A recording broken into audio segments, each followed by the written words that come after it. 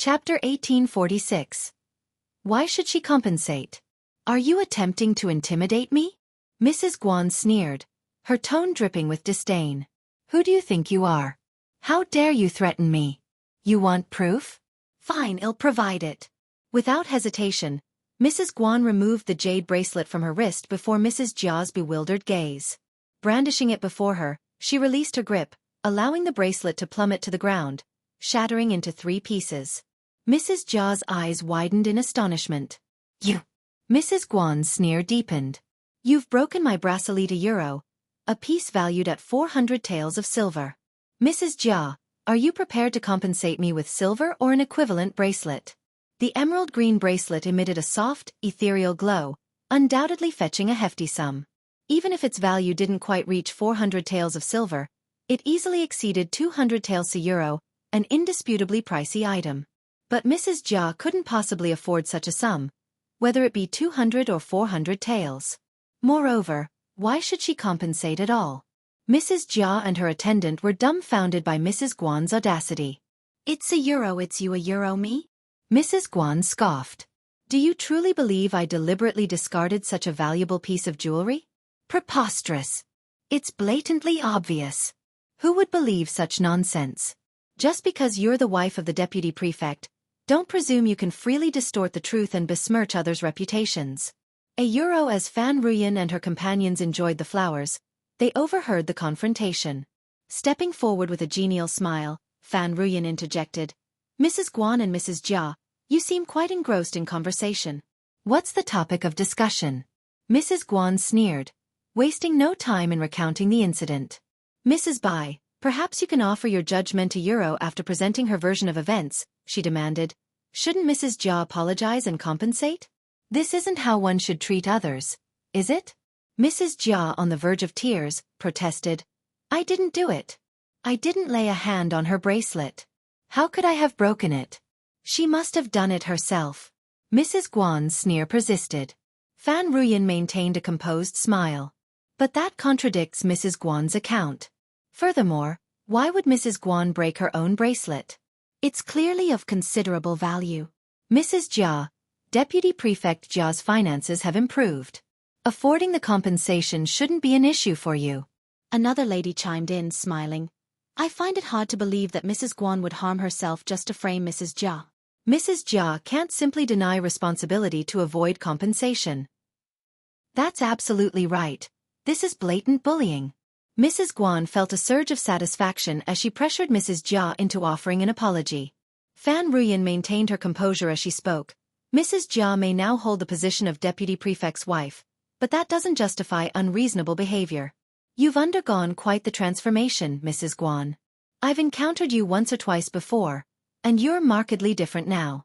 Ever since assuming the role of the deputy prefect's wife, you've exhibited a newfound assertiveness. There's nothing you wouldn't dare to do. Even if you dare to act, you must take responsibility for your actions. Mrs. Guan sneered triumphantly. Exactly. You dare to act, yet refuse to accept accountability? I'm well aware of the grudge you've held against me for some time now, and now you've seized upon an opportunity. If it were any other matter, it might be overlooked. However, this bracelet holds sentimental value for me and is quite valuable. Given our family's financial situation, we can ill afford such losses. Even if you attempt to intimidate me, I have no choice but to speak the truth. Chapter 1847. Each opinion. Mrs. Jia seethed with fury. You're twisting the truth. Never had Mrs. Jia imagined she'd face such brazen accusations. Yet, upon reflection, she couldn't deny the logic behind them. She had been painted as despicable and vengeful, unjustly maligned. With Fan Ruyan and the others seemingly aligning against her, Mrs. Jia felt utterly perplexed and cornered. Refusing to concede to false allegations, Mrs. Jia declared, I will never confess to a crime I didn't commit. I wouldn't even deign to approach Mrs. Guan, let alone harm her or her belongings. If you insist it's me, then she lacks evidence. Let's seek resolution from Madame Xiao. Why bother? Mrs. Guan sneered, her jealousy palpable. Isn't it obvious she's biased in your favor? Are you seeking refuge? Ignoring the jibe, Mrs. Jia turned to leave. Mrs. Guan blocked her path, bellowing, You're not going anywhere until we settle this. Mrs. Jia's tone turned icy. Even if it means taking this to court, you can't detain me, can you? To court? Ha! It was clear who held sway in the court of law. Lord Xiao. Anger coursed through Mrs. Jia as she trembled with frustration. Dealing with Mrs. Guan proved far more challenging than Mrs. Jia anticipated. Her demeanor bordered on bullying, leaving Mrs. Jia feeling backed into a corner. It seemed that unless Mrs. Jia capitulated to Mrs. Guan's accusations, she'd inevitably be branded as the wrongdoer. It was a crowded affair, and upon hearing the news, Xiao Xian instructed Li Xia to summon both Mrs. Jia and Mrs. Guan. With the prefect's wife intervening, everyone fell in line. Mrs. Guan shot Mrs. Jia a disdainful glance, her sneer dripping with contempt. Seems you have someone in your corner. Let's see how you try to twist the truth now. Aware of Xiao Xian's staunch support for Mrs. Jia and their ongoing feud, onlookers began to cast speculative glances at Mrs. Jia. Sympathy naturally gravitated towards the underdog. Since Xiao Yunduan's arrival in An's province, his decisive and efficient leadership had compelled these entrenched family clans to relinquish their unwarranted privileges. While they may not have been entirely swayed by the prefect, they certainly had to heed his directives. The same held true for Xiao Xian.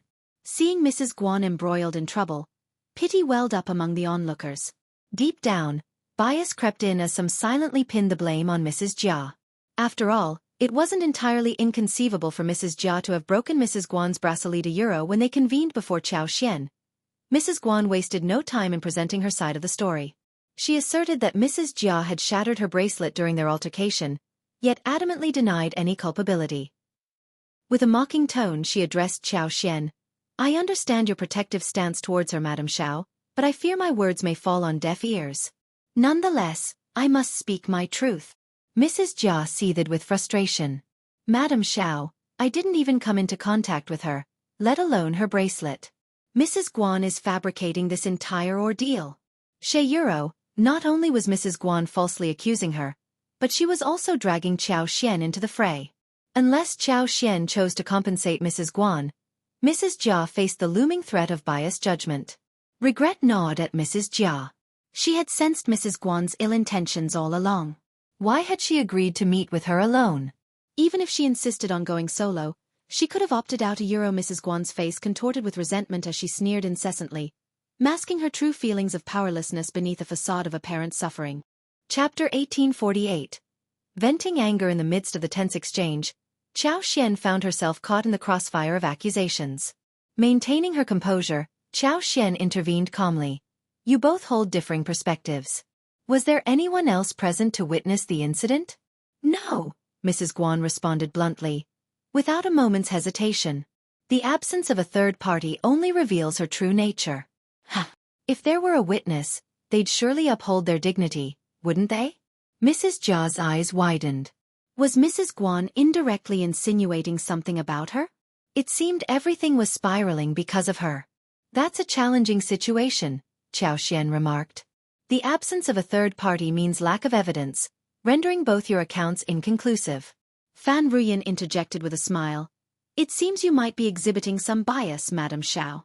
One can't help but understand Mrs. Guan's skepticism. After all, Lord Xiao's reputation as an upright public official is widely known. But are you trying to cover something up? Xiao Xian's smile remained enigmatic. What are you implying, Mrs. Bai? I wouldn't dare to presume too much in your presence. But it's unlikely that Mrs. Guan would simply discard a jade bracelet worth hundreds of taels of silver. It's more plausible that the altercation resulted from a disagreement, perhaps even an accidental push. Surely, you wouldn't exhibit bias towards Mrs. Jia simply because of her status as the deputy prefect's wife, would you? But we must ensure Mrs. Jia isn't unjustly accused. With differing testimonies and no third-party witness, it's unjust to favor either party. What do you mean by something unreasonable? Aren't unexpected events a part of life? Some may feel wronged and resort to framing others. Do you deny the existence of such individuals? I must also inquire, Mrs. Bai, why such evident bias towards Mrs. Guan? Are you deliberately stirring up trouble? Silence fell upon the gathering. Xiao Xian's unexpected outburst directed at Mrs. Bai left everyone taken aback, implicating her in the conflict. Mrs. Guan smirked inwardly, amused by Xiao Xian's apparent lapse in judgment. How could she involve Mrs. Bai like this? As anticipated, Mrs. Bai bristled with indignation. I merely sought to express a balanced perspective. Why accuse me, Madam Xiao? I find your stance anything but impartial. Without a witness, what basis do you have for your claims? Just because you're Mrs. Bai? Qiao Xian's tone sharpened with each word. Madam Xiao, please refrain from overstepping, Mrs. Bai retorted sharply. What? You're allowed to make snide remarks and unfounded accusations, but I can't speak up? Overstepping. How dare you speak to me, the prefect's wife, in such a manner? Qiao Xian's voice dripped with indignation. You a Euro. Sister. First Madame Fan intervened, sensing the escalating tension. Madam Xiao, this is all a misunderstanding, a Euro. There's no room for misunderstanding, I'm all ears, Qiao Xian declared icily. Mrs. Bai, apologize. You want me to apologize? Mrs. Bai's disbelief was palpable, her expression incredulous. Fan Ruyan was flabbergasted. She jabbed her finger accusingly. How dare Qiao Xian publicly ridicule her and demand an apology, even if she was sowing discord? Couldn't she allow others to voice their concerns when faced with injustice? Fan Ruyan practically steamed with indignation. You a Euro, why? You've shown blatant disrespect towards me. Qiao Xian's sneer dripped with disdain. I've tolerated your behavior for the sake of the Fan family, but your audacity knows no bounds. Do you believe I have no patience? Or perhaps you believe the Fan family wields unchecked authority in An's province? You a Euro, apologize. Otherwise, don't expect me to show you any courtesy. Chapter 1849. Impudence in Your Dreams. Fan Ruyan's voice reverberated, laced with defiance. How dare you? A collective gasp swept through the room as everyone held their breath, their hearts quivering with tension. It was evident to all present that Fan Ruyan had crossed a linear Euro. The altercation was none of her concern. She could have simply observed from the sidelines. Instead, she chose to instigate trouble. Who would sympathize with someone openly defiant? It was only fitting for the prefect's wife to rebuke her. Yet, Fan Ruyan seemed incapable of restraint, escalating the situation further. Was she eager to hand her adversary's ammunition against her? This was an unexpected turn of events. Those anticipating embarrassment for Fan Ruyan found themselves pleasantly surprised a Euro, while many were eager spectators of the unfolding drama, their satisfaction outweighing any concern for the parties involved. First Madame Fan harbored no fondness for the prefect's wife, but her disdain for her sister-in-law ran deeper still. Exchanging a knowing glance with second Mrs. Fan, she rose to defuse the tension. Madame Xiao, my sister is known for her forthright nature. She did not intend any disrespect towards you. Please forgive her. Sister, please refrain. Let's not exacerbate the situation with rash behavior. Yes, let's focus on Mrs. Guan and Mrs. Jia's matter. Mrs. Guan's satisfaction was palpable. She relished the prospect of Qiao Xian and the Fan family amplifying the dispute. I am in no rush, nor do I seek retribution against Mrs. Bai. First Madame Fan and second Mrs. Fan seethed with anger, eager to silence Mrs. Guan. Her words played right into Fan Ruyan's hands, yet Qiao Xian remained unfazed. Mrs. Bai, are you behaving like a child? How dare you speak rudely and spout nonsense before me? Must I endure the Fan family's brashness and allow you to demean me? Fan Ruyan, I am not obliged to tolerate your insolence. Apologize sincerely and refrain from such behavior in the future. That will resolve this matter. Other Wuxia Euro. Fan Ruyan was on the verge of losing her composure. Her sister-in-law's attempts to intervene fell on deaf ears. Otherwise, what? What do you intend to do? This is the Fan family. Do you think you can bully us too? Heh, first Madame Fan, second Mrs. Fan, did you hear that?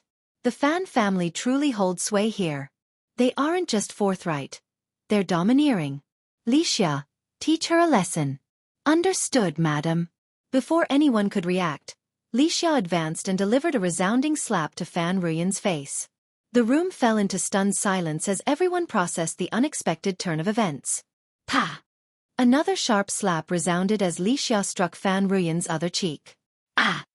Fan Ruyan's shriek pierced the air as she lunged at Xianxia, consumed by fury. How dare you strike me? First Madame Fan and second Mrs. Fan rushed to restrain her, urging her to calm down. No. Stay composed. Someone come quickly. Release me. Fan Ruyan's arrogance was well known, as was her propensity for openly clashing with her sister-in-laws.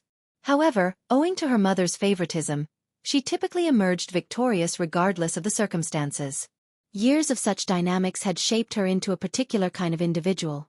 Xiao Xian's words had ignited a simmering rage within her, and the 2 slaps had pushed her beyond rationality.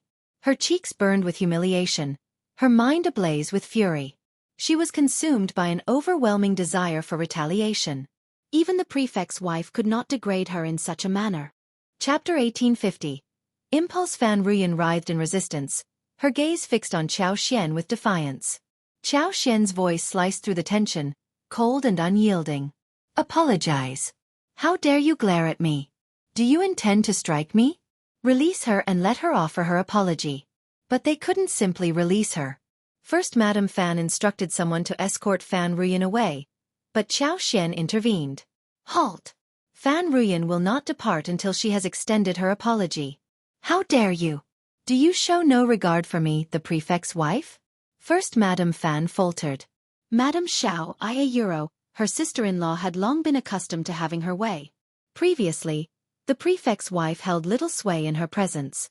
Therefore, in a reflexive attempt to prevent any further embarrassment to the Fan family, first Madame Fan sought to diffuse the situation by attending to her sister-in-law's needs, disregarding any potential offense to the prefect's wife. However, while she chose to overlook it, Xiao Xian did not.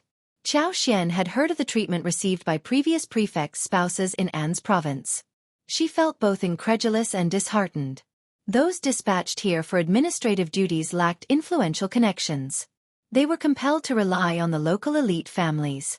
Even if they suffered hidden injustices, they could do naught but endure. However, she couldn't let such an incident pass unchallenged. Release her. Xiao Xian's command sliced through the tension like a blade. The 2 maids, already apprehensive of their mistress, trembled under Xiao Xian's stern rebuke. They relinquished their hold, allowing Fan Ruyan to break free and rush toward Xiao Xian. In the midst of gasps and murmurs from the onlookers, Xiao Xian raised an imperious hand. With a frigid gaze fixed on her, Fan Ruyan's arm froze mid-air. The sight of Xiao Xian's icy composure instilled a sudden fear in her, halting the intended strike. Caught between impulse and apprehension, Fan Ruyan hesitated. She couldn't bring herself to carry out the slap, knowing the repercussions of assaulting the prefect's wife in public. Even her own mother's intervention would be futile if such a scene unfolded. The prefect's wife might demand an apology or even imprisonment.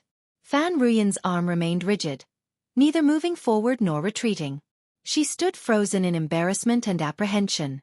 Xiao Xian, unmoved by the spectacle, remarked coldly, Mrs. Bai, you certainly are remarkable.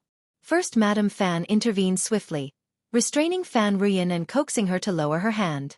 She recognized the folly of her impulsive action, which only served to compound her embarrassment. Madame Xiao, please understand. It was a momentary lapse of judgment. Thankfully, she regained her senses promptly. Please forgive her, Madame Xiao. Sister, offer your apology to Madame Xiao. Apologizing was inevitable at this point. Her impulsive behavior had not only harmed herself but also brought disgrace upon others. First Madame Fan wished she could give her sister-in-law a sound scolding as well. Xiao Xian regarded them with contempt, sneering disdainfully. The Fan family, one of the most prominent in An's province, who wouldn't be eager to curry favor with you? Apologize? I am not worthy of such grace. Mrs. Jia, let us depart. We wouldn't want the Fan family to lament our departure and accuse us of theft. Yes, Madame Xiao. Chapter 1851. Reprimand. Aya, please reconsider. First Madame Fan and second Mrs. Fan couldn't bear to see Xiao Xian walk away like this. With so many eyes upon them, Fan Ruyan's refusal to apologize only worsened matters. If Madame Xiao sought retribution, it could spell trouble for their family. Sister, a sincere apology is in order. We acknowledge our mistake. Madame Xiao, we implore you to grant the Fan family a chance to make amends. Please, show mercy, Madame Xiao. The 2 madams of the Fan family were visibly distressed. With every plea for leniency, they cast pleading glances at Fan Ruyan, silently urging her to make amends swiftly. Fan Ruyan clenched her fists, her face flushing with embarrassment and frustration. She had never felt so humiliated. Apologizing was not in her nature, especially not in front of such a crowd. But she understood the necessity of swallowing her pride in this moment to spare her family from further disgrace. Madame Xiao was notoriously vindictive, and provoking her further would only invite disaster. As she prepared to swallow her pride and issue an apology, Mrs. Guan, who had remained silent until now, interjected. Madame Xiao, let's not escalate this any further. You're well aware of your influence. There's no need to assert dominance at every turn. This is about a bracelet, isn't it? Dragging innocent parties like Mrs. Bai into this only complicates matters. Are you attempting to manipulate the situation to your advantage, perhaps implicating Mrs. Jia? It's a cunning move, I must admit. Your strategic acumen is truly remarkable. Fan Ruyan adamantly refused to apologize to Qiao Xian. Instead, her eyes flashed with defiance as she retorted, I agree. We've yet to unravel the mystery of the bracelet. Are you just going to ignore it? Enough. Qiao Xian's voice cut through the tension. Your disrespect towards me won't go unnoticed. With all these witnesses, are you attempting to deceive or manipulate the truth? I may not hold much sway, but I won't be bullied so easily. Today's events demand seriousness. My position as the prefect's wife is at stake. Turning his gaze to Mrs. Guan, Qiao Xian's tone turned icy. And you? Your peculiar manner of speaking betrays your arrogance. I find Mrs. Jia far more reliable than you. Why the rush? We must delve deeper into your intentions. If you doubt our Lord's judgment, feel free to appeal to the higher court, unimpeded. Why the hesitation? It's intriguing. You seem eager to dismiss this without evidence or witnesses. Your status should remind you to act with restraint. If you dare to display such rudeness and arrogance again, you'll find it insufficient. Mrs. Guan flushed with indignation. You a Euro. It's not your place to speak in my presence. Keep silent and step aside. Your time will come, Qiao Xian interjected sharply. Any further utterance from you will result in the same treatment. Furious, ashamed, and seething with anger, Mrs. Guan trembled slightly. But she dared not voice another word. If even Fan Ruyan could be struck, she stood no chance. To face such humiliation would be futile. A sudden realization struck Hera Euro. Hadn't she once wielded arrogance and dominance just as flagrantly? Chapter 1852. Not accepting as long as she found joy and contentment, the opinions of other scribes' wives were inconsequential to her. She remained indifferent, unconcerned, and apathetic a Euro, but now, with her status diminished, she experienced the discomfort of this indifference. This didn't signify regret for her past actions. Rather, she harbored resentment towards Xiao Yunduan for stripping her husband of his position as deputy prefect. Having dealt with Mrs. Guan, Qiao Xian's gaze turned coldly to Fan Ruyan. Mrs. Bai, what is your course of action? Fan Ruyan felt a rush of blood to her head, her mind reeling. Mrs. Guan's rebuke felt like a personal reprimand, as she had just spoken up on Fan Ruyan's behalf. Madame Xiao showed no mercy to the Fan family. I was mistaken. I shouldn't have acted impulsively. Madame Xiao, I beg your forgiveness, a Euro. Qiao Xian sneered. I'm the one seething with anger and resorting to bullying. Fan Ruyan shot him a glare before swiftly averting her eyes, seething with even more rage. She had struggled to utter those words, yet Qiao Xian dismissed them with disdain. His mockery only fueled her fury further. If given the chance, she would retract her apology without a moment's hesitation. Fan Ruyan couldn't help but feel utterly worthless in this moment. Madame Xiao's intent to provoke trouble was glaringly obvious, and the outcome would remain unchanged regardless of whether she apologized or not. So why subject herself to such humiliation willingly?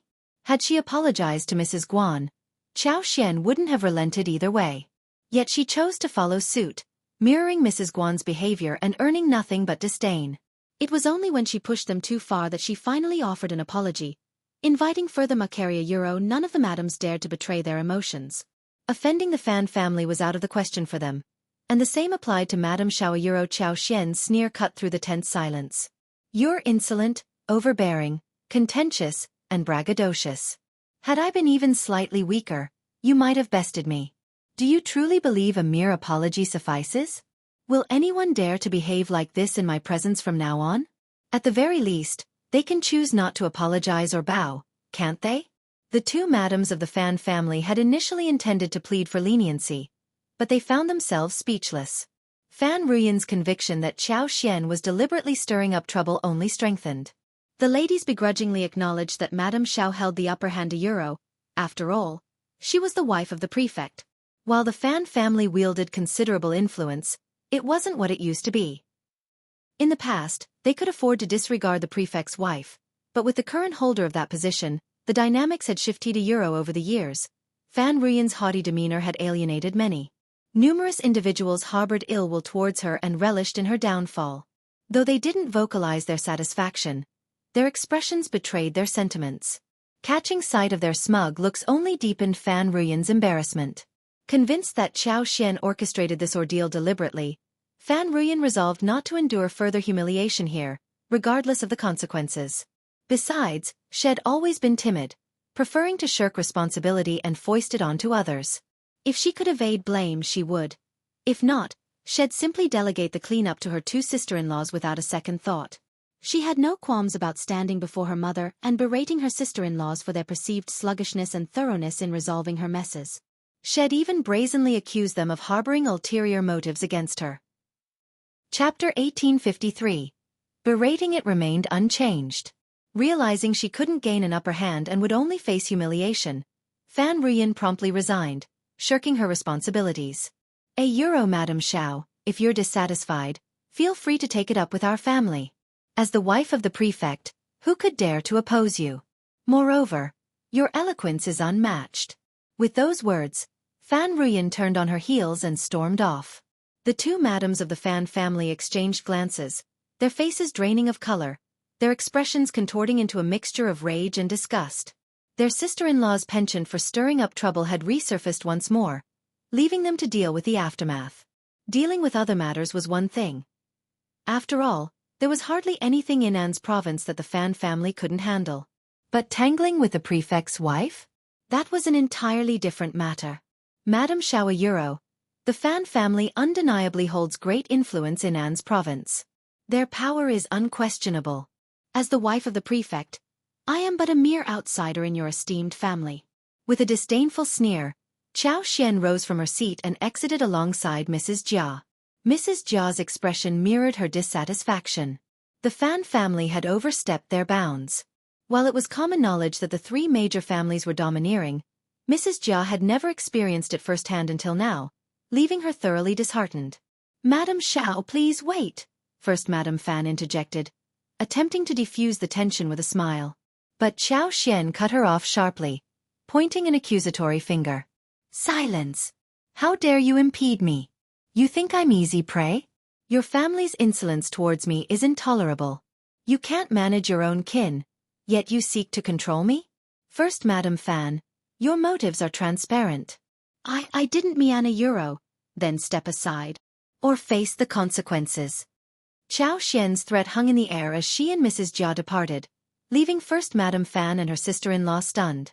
A heavy silence enveloped the room as everyone exchanged uneasy glances. They had learned their lesson. The prefect and his wife were not to be trifled with. The atmosphere in An's prefecture had shifted, and everyone realized they needed to tread carefully to avoid trouble. At least until the prefect's tenure came to an end. Meanwhile, Mrs. Guan couldn't contain her delight. The gleam in her eyes and the curve of her lips betrayed her satisfaction. She secretly hoped for discord between the Fan family and Xiao Xian, envisioning potential alliances in her favor. They might even succeed in enlisting the Mei family and the Hua family, leveraging their connections and familial ties. Unless Lord Xiao wished to stir up trouble in An's province, he would surely reconsider his stance. As Mrs. Guan entertained these thoughts, she felt a surge of satisfaction. She even entertained the possibility of her old master reclaiming the position of deputy prefect to but when First Madame Fan caught sight of the smug expression on Mrs. Guan's face, she felt a twinge of irritation, as though she had swallowed a fly. She clenched her teeth, cursing silently. If only she hadn't caused such a commotion, things wouldn't have spiraled out of control like this. First Madame Fan couldn't tolerate Mrs. Guan's gloating any longer, so she sighed and addressed her. I didn't anticipate things unfolding like this. You'll need to take care of your bracelet. Mrs. Guan's smile faltered, her heart sinking. 400 taels of silver. That was no small sum. Forced to maintain her composure, she responded, "Thank you for the reminder, First Madam Fan. I cannot bear this loss alone. I must seek compensation from someone." Chapter 1854. You're too much today. First Madam Fan's smile was tinged with irony. Compensation? Who would she seek compensation from without evidence? Unless Madame Xiao intervened and pressured Mrs. Jia into admitting defeat. But was that a feasible outcome? Madame Xiao had stormed out in a fit of anger, signaling the end of the banquet. The two madams of the Fan family offered profuse apologies. Second Mrs. Fan escorted them out, while First Madam Fan hastened to find Fan Ruyan. Meanwhile, Old Lady Fan was enjoying her lunch. Fan Ruyan, always mindful of her mother's needs, wouldn't dare disturb her during this time. Hence, First Madam Fan easily intercepted her in her chamber. The atmosphere in the room was tense and subdued. The maidservants held their breaths, cowering in fear, their heads bowed in anticipation of reprimand. Fan Ruyan shot a glare at First Madam Fan. "Sister-in-law, what brings you here? Have you dealt with that troublemaker?" First Madam Fan's lips curved into a sneer. "Troublemaker? It seems you're the one causing the most trouble. All of you leave," she commanded the maidservants. Casting furtive glances at Fan Ruyan, the maidservants discerned her dark expression but obediently complied, hastening to vacate the room. First Madam Fan's voice sliced through the tension like ice. "You've crossed a line. What did you just say?" "You a euro," Fan Ruyan began, her voice rising. "Silence!" First Madam Fan's palm crashed down on the coffee table, her tone scathing. "Fan Ruyan, you are a member of the Fan family. Show some restraint. If you're capable of causing trouble, then resolve it yourself. I owe you nothing. I'll clean up your mess when we return. I've had enough of your antics. Any mishap today will spell disaster for the Fan family. Are you oblivious to that fact? And what noble intentions does Mrs. Guan harbor? Her husband faltered due to his own shortcomings, and now she seeks to stir up trouble without cause. What's your stake in this? What makes you so special? Now that things have soured, you plan to abandon ship, leaving the fallout for me and second sister-in-law to handle? Your scheme is quite cunning." Euro," Fan Ruyan stammered, her eyes wide with disbelief, her breaths coming in ragged gasps. She struggled to formulate a response, taken aback by her sister-in-law's audacity. First Madam Fan relished the shock on Fan Ruyan's face. "Let me make this clear. I want to assist you in resolving this mess today. Go apologize to Madam Xiao. And make sure you do it with genuine humility and sincerity. Don't forget, you're meant to beg for forgiveness, not disgust her." "Shut up!" Fan Ruyan's scream reverberated, her chest heaving with emotion. "How dare you speak to me like that?" "Why wouldn't I?" First Madam Fan's voice remained cold and composed. "I'm your sister-in-law and the senior daughter-in-law of the Fan family. You've implicated the entire family, so why shouldn't I hold you accountable?" Fan Ruyan, euro in theory, this response seemed justified, but to Fan Ruyan, it felt like a scathing rebuke. She seethed with anger, struggling to find a rebuttal. As she opened her mouth to retaliate, she realized she couldn't articulate the pent-up frustration and hurt within her.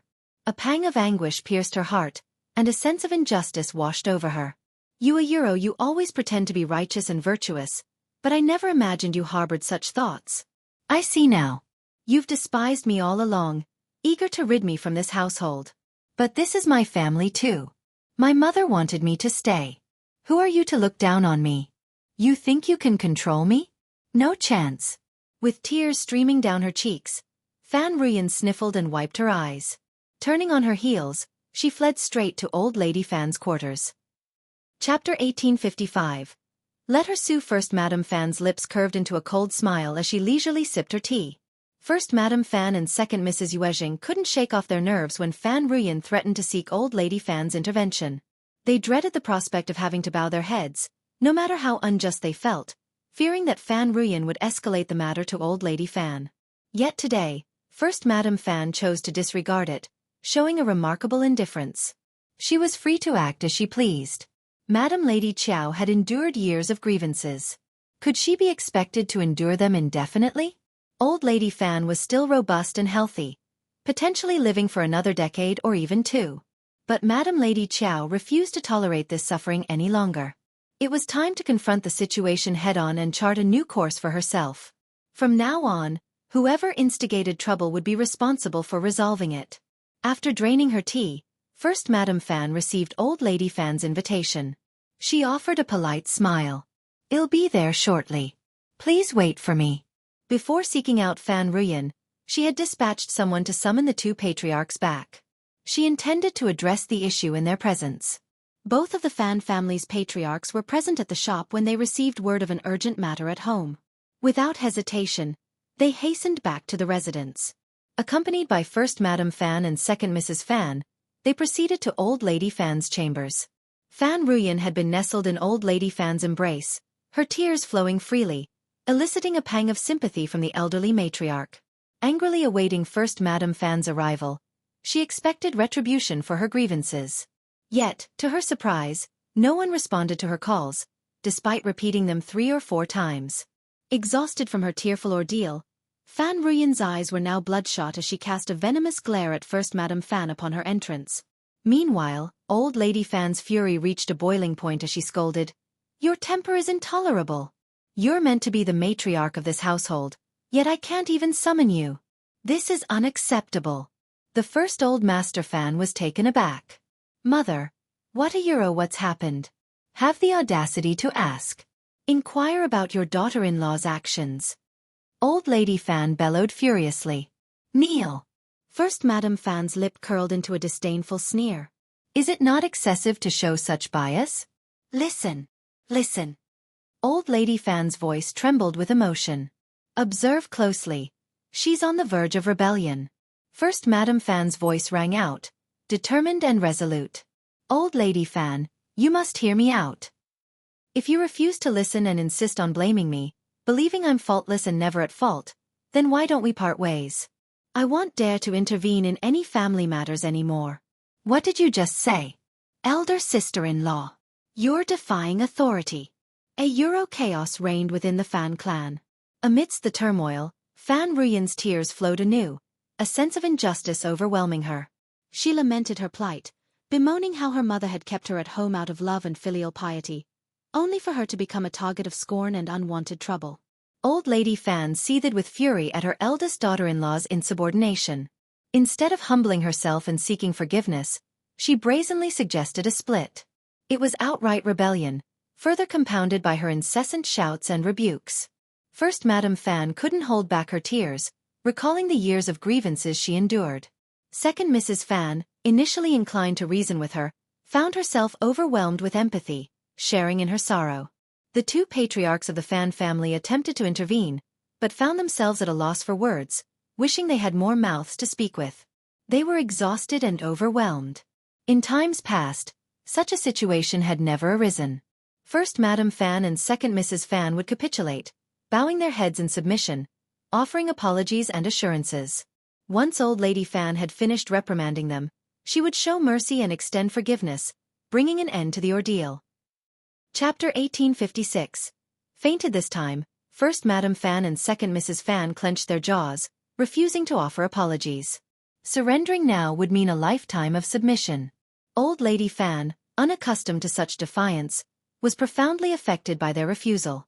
So consumed with rage was she that she collapsed before she could regain her breath. The room descended into chaos once more. "Mother! Mother! Help! Ah! Mother! Someone! We need help! Fetch a doctor!"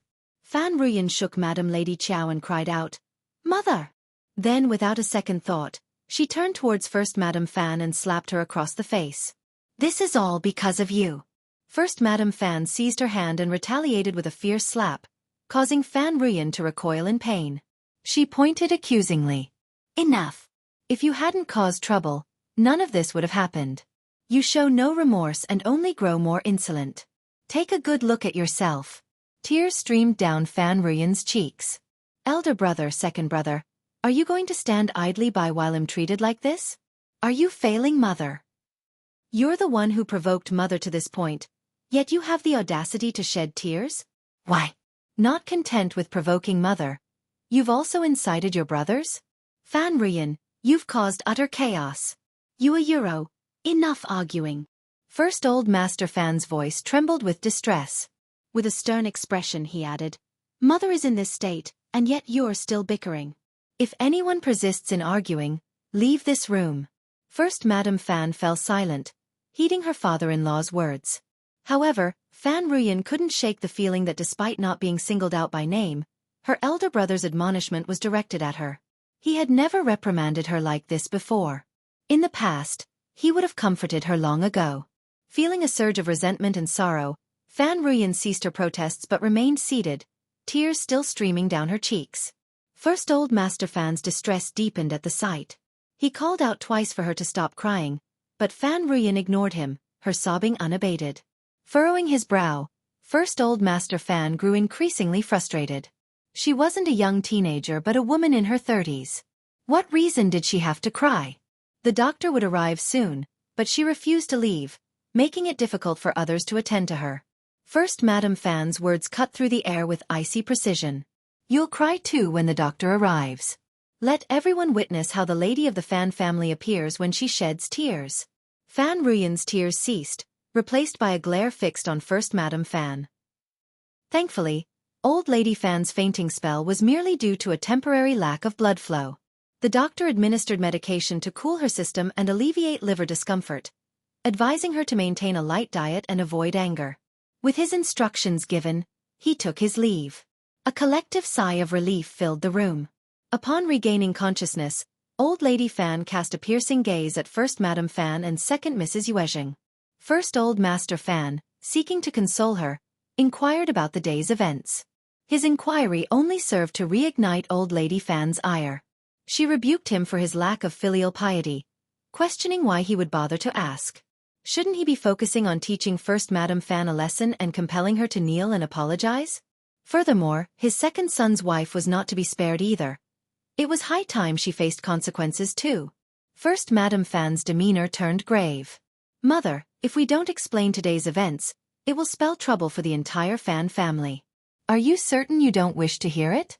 The two patriarchs of the Fan family were taken aback by the gravity of the situation.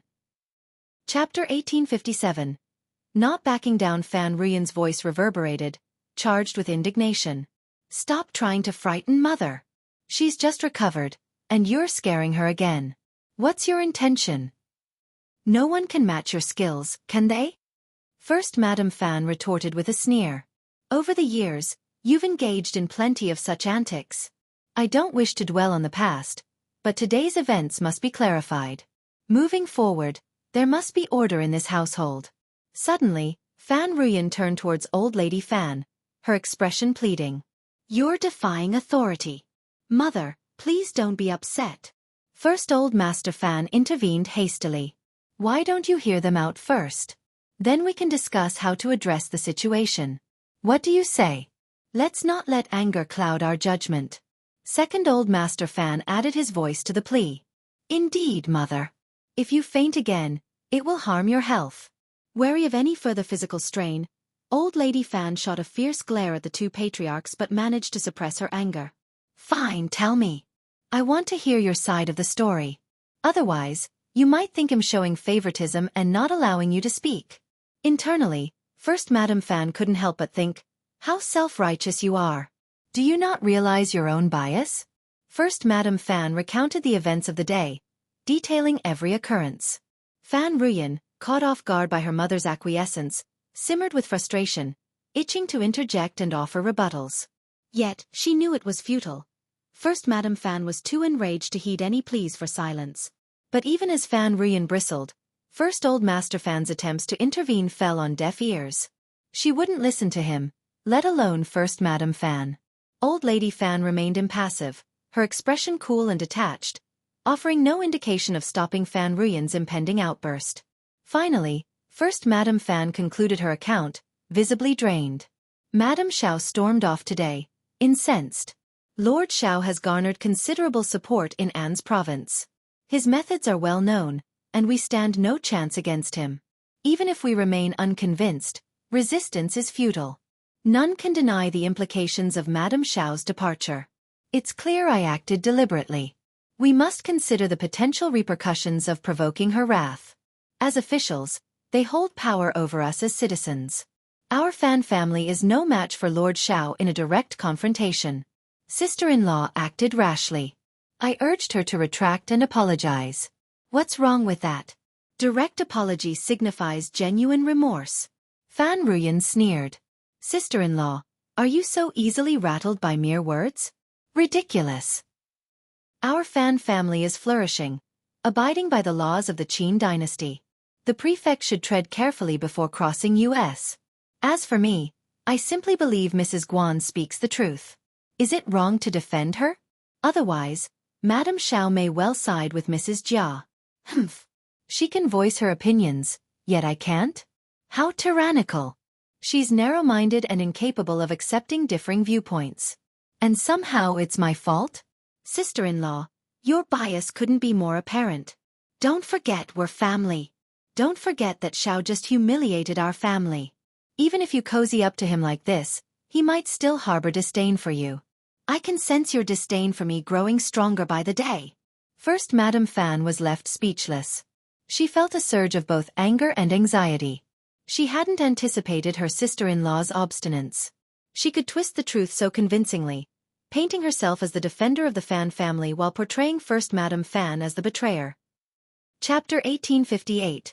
Confounded First Old Master Fan and the others were left utterly speechless. The two patriarchs of the Fan family had no grievances about their detention in the prefect's office. Even if they did, they dared not voice them. After all, Lord Xiao was aware of their situation. Though the fine of 1,000 taels of silver was burdensome, they didn't dare to protest. Their sister shouldn't have provoked Madame Xiao like Theta Euro. What's the point? The Fan family had ample goods to sell, and they were already busy enough. If officials kept hindering their work with constant scrutiny, their stock would pile up in the warehouses, risking spoilage. The Fan family couldn't afford such losses. First Old Master Fan couldn't help but chide Fan Ruyan, feeling she was being stubborn for no reason. There was nothing to gain from angering Madame Xiao. Euro Second Old Master Fan echoed his sentiments. Second Mrs. Fan secretly concurred with her husband's assessment. Fan Ruyan, seething with anger, launched into another tirade, accusing them of looking down on her and plotting to exile her. The siblings and sister-in-law found themselves embroiled in yet another heated argument. Old Lady Fan, incensed by her daughters-in-law's defiance, cared not for right or wrong. Since they dared to oppose her today, she resolved to teach them a harsh lesson. What was so impressive about Madame Xiao, anyway? Ruyan had a point. Was she entitled to be biased and silence dissent? Furthermore, today's banquet seemed designed to antagonize her. They wanted her to understand that the Fan clan wouldn't tolerate disrespect. Lord Xiao hadn't demanded anything from the Fan family. Had the Fan family demanded anything from him? He had no right to disgrace them. Old Lady Fan scolded her son and daughter-in-law, siding with Fan Ruyan. Not only did she refrain from blaming her, but she also offered comfort. Instead, she chastised First Madame Fan for making a mountain out of a molehill, questioning her motives. First Madame Fan nearly exploded with fury. The two patriarchs felt a chill in their hearts. They hadn't anticipated their sister's confusion or their mother's befuddlement. Didn't they realize an arm couldn't compare to a thigh? First Madame Fan cautioned them that allowing her to persist would embolden her further. Sooner or later, she'd lead the Fan family astray. Consequently, they tacitly agreed not to yield this time. Since First Madame Fan had made the first move, there was no need to capitulate. They might as well crush her outright to prevent future regrets. Deep down, the two brothers harbored long-standing dissatisfaction with their sister. For years, their mother had wielded authoritarian control, making decisions without question. Yet, this sister of theirs persistently caused trouble. After enduring so much, anyone would reach their breaking point. Since the dam had burst today, there was no reason to plug the hole. Both families were resolute. Initially furious, Old Lady Fan soon found herself powerless after several rounds of argument. Continuing to shield her daughter would only drive a wedge between her and her Xianxia, a scenario Old Lady Fan dreaded. Her expression darkened, and she remained silent. Fan Ruyan excelled at manipulation and sophistry. In terms of logic, she couldn't hold a candle to her. No matter how vehemently she argued she was aiding Xiao Xian or that Xiao Xian was being petty, it wouldn't change the fact that she had offended the prefect's wife, potentially putting the Fan family in jeopardy. It fell upon her to rectify this mess. No one was obligated to come to her defense. In short, first Madame Fan and second Mrs. Fan were prepared to resign this time.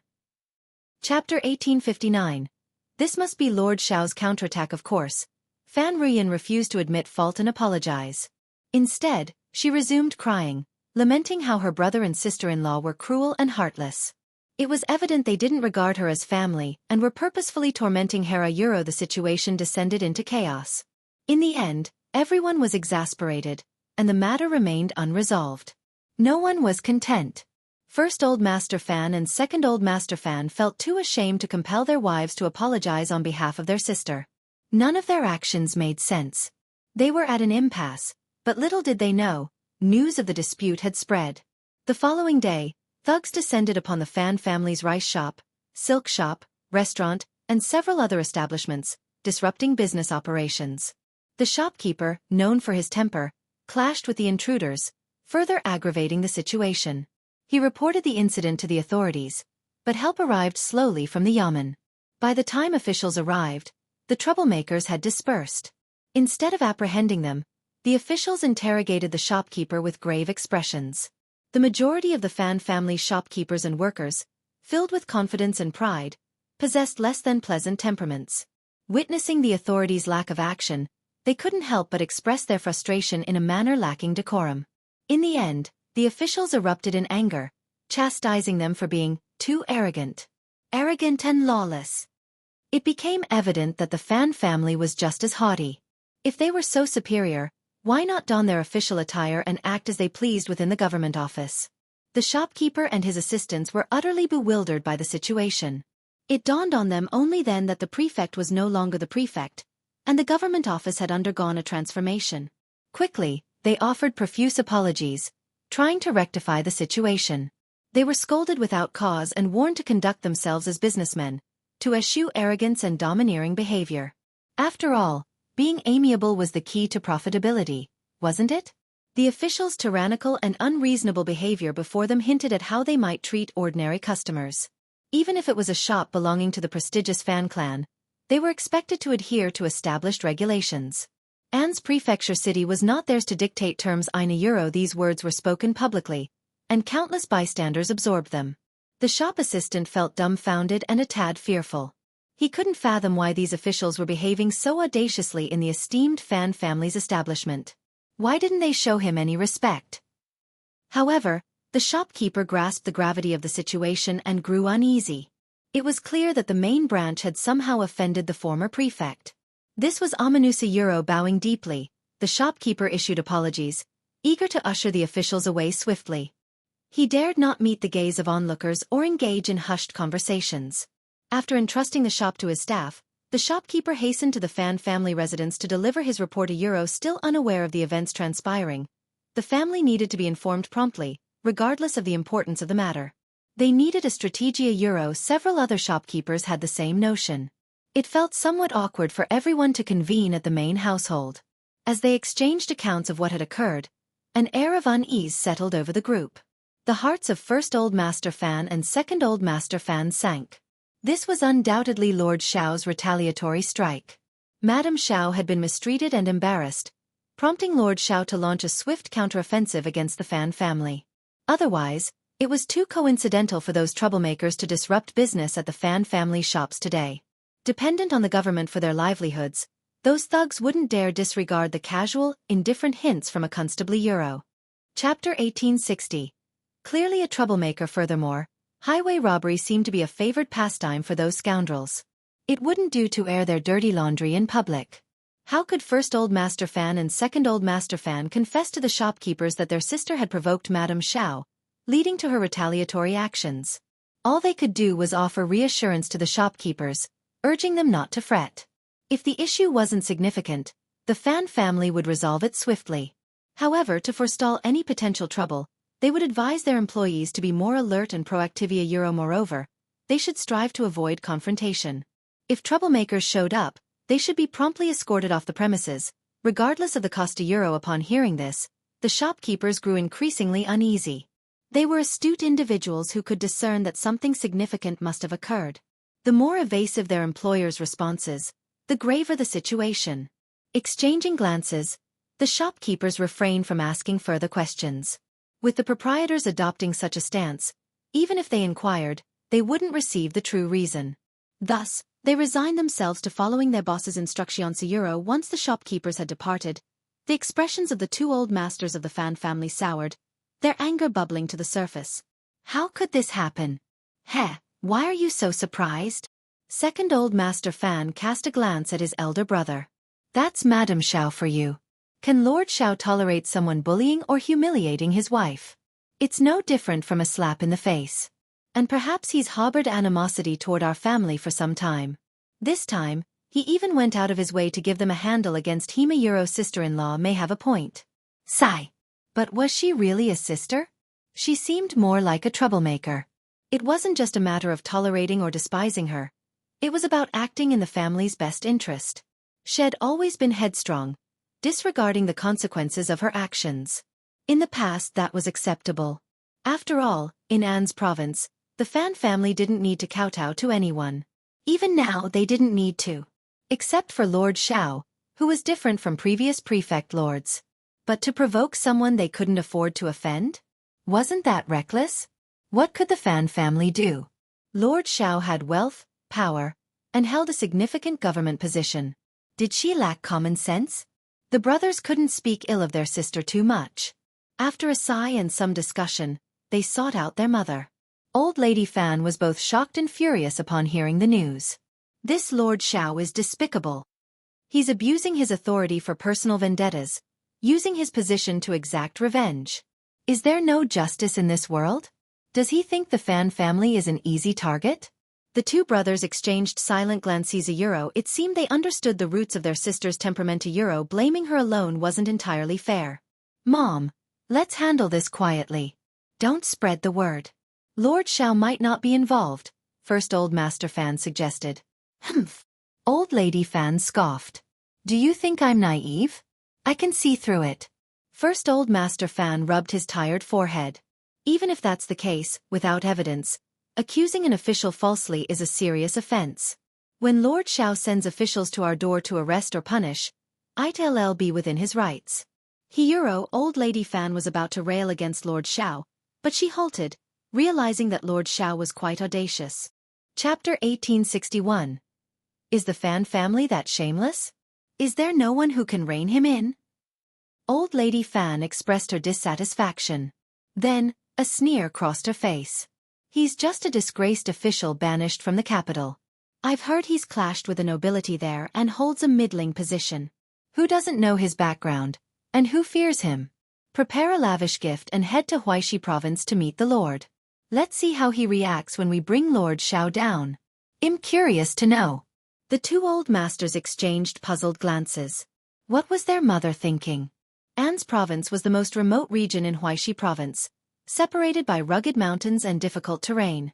It had long been infested with bandits, earning a reputation as a lawless area. The provincial capital rarely paid it any attention. Even taxes were scarcely collected. The local officials were hardly ever bothered unless something major happened. Sending them to the provincial capital to confront the prefectural magistrate seemed like a fool's errand. The magistrate would likely be grateful as long as nothing went wrong in An's province. Touching the affairs of An's province would be the last thing on his mind. It seemed rather impractical and futile for the Fan family to try to assert themselves in this manner. The Fan family held considerable influence in An's province, but their power didn't extend as easily to the provincial capital. Gaining access to the prefectural magistrate's office, let alone influencing his decisions, would be no simple feat. Had their mother lost her senses? First Old Master Fan and Second Old Master Fan felt a heavy sense of dismay. What was driving their mother to confront the prefect lord so boldly? Was she prepared to engage in a battle of wills with such a powerful figure? Mother, we must consider this carefully, First Old Master Fan began, attempting to reason with her. Our family lacks the necessary connections with the prefect lord. It won't be easy to sway his decisions. We need to approach the situation with caution. Old Lady Fan's tone turned icy. I understand your concerns. You think him being meddlesome and rash. But can't you see that Prefect Xiao is deliberately targeting our family? First, he detained you, then he imposed a hefty fine. Madame Xiao is clearly stirring up trouble and using it as an excuse to interfere with our family's business. Do you truly believe that a mere apology will suffice? I agree, second old master Fan interjected. This prefect seems incredibly vindictive. He won't be satisfied until he sees the downfall of our family. And he can easily find any excuse to target us. Why should we willingly subject ourselves to his bullying? You need to rein in your temper. Old Lady Fan bristled at her son's retort. Don't talk back to me. I mean no disrespect, mother, second old master Fan responded, undeterred. But let's be honest. We tried to keep this matter low-key, but it got out somehow. It's not surprising that we faced consequences. Besides, if Ruyan hadn't impulsively intervened at yesterday's banquet, things might not have escalated to this extent. Enough of your lectures. Old Lady Fan snapped. I apologize, mother. I'll stay out of this matter as well, second old master Fan conceded. But regarding your suggestion for elder brother to visit the provincial capital, I must dissent. It's not so simple to gain access to the magistrate's office. We risk only inviting further humiliation. Chapter 1862. I'm not going. This isn't just about humiliation. It's likely to cost us a considerable amount of money, with no guarantee of a favorable outcome. Prefect Xiao may be reasonable, but who knows what kind of person the Lord Prefect is, remarked second old master Fan, expressing his concerns. Old Lady Fan's anger flared. Are your wife behind this? How dare you speak to me like that? You ungrateful son. The accusation caught second old master Fan off guard. Mother, what are you implying? I haven't discussed this matter with her at all. And she wouldn't have the audacity. Old Lady Fan sneered, suspicion evident in her eyes. Behind my back, who's to say you aren't plotting against me? Second old master Fan fell silent, his expression darkening.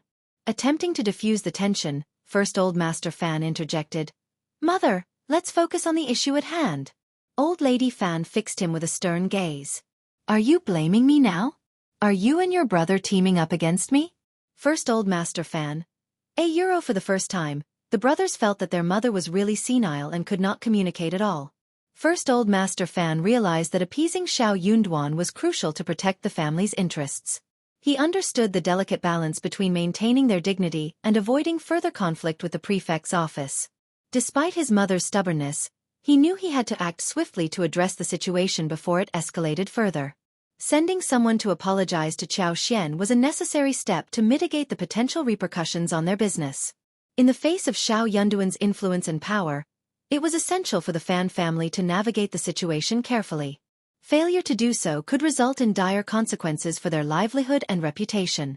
Therefore, despite the internal disagreements and tensions within the family, first old master Fan remained resolute in his determination to find a solution and protect the family's interests.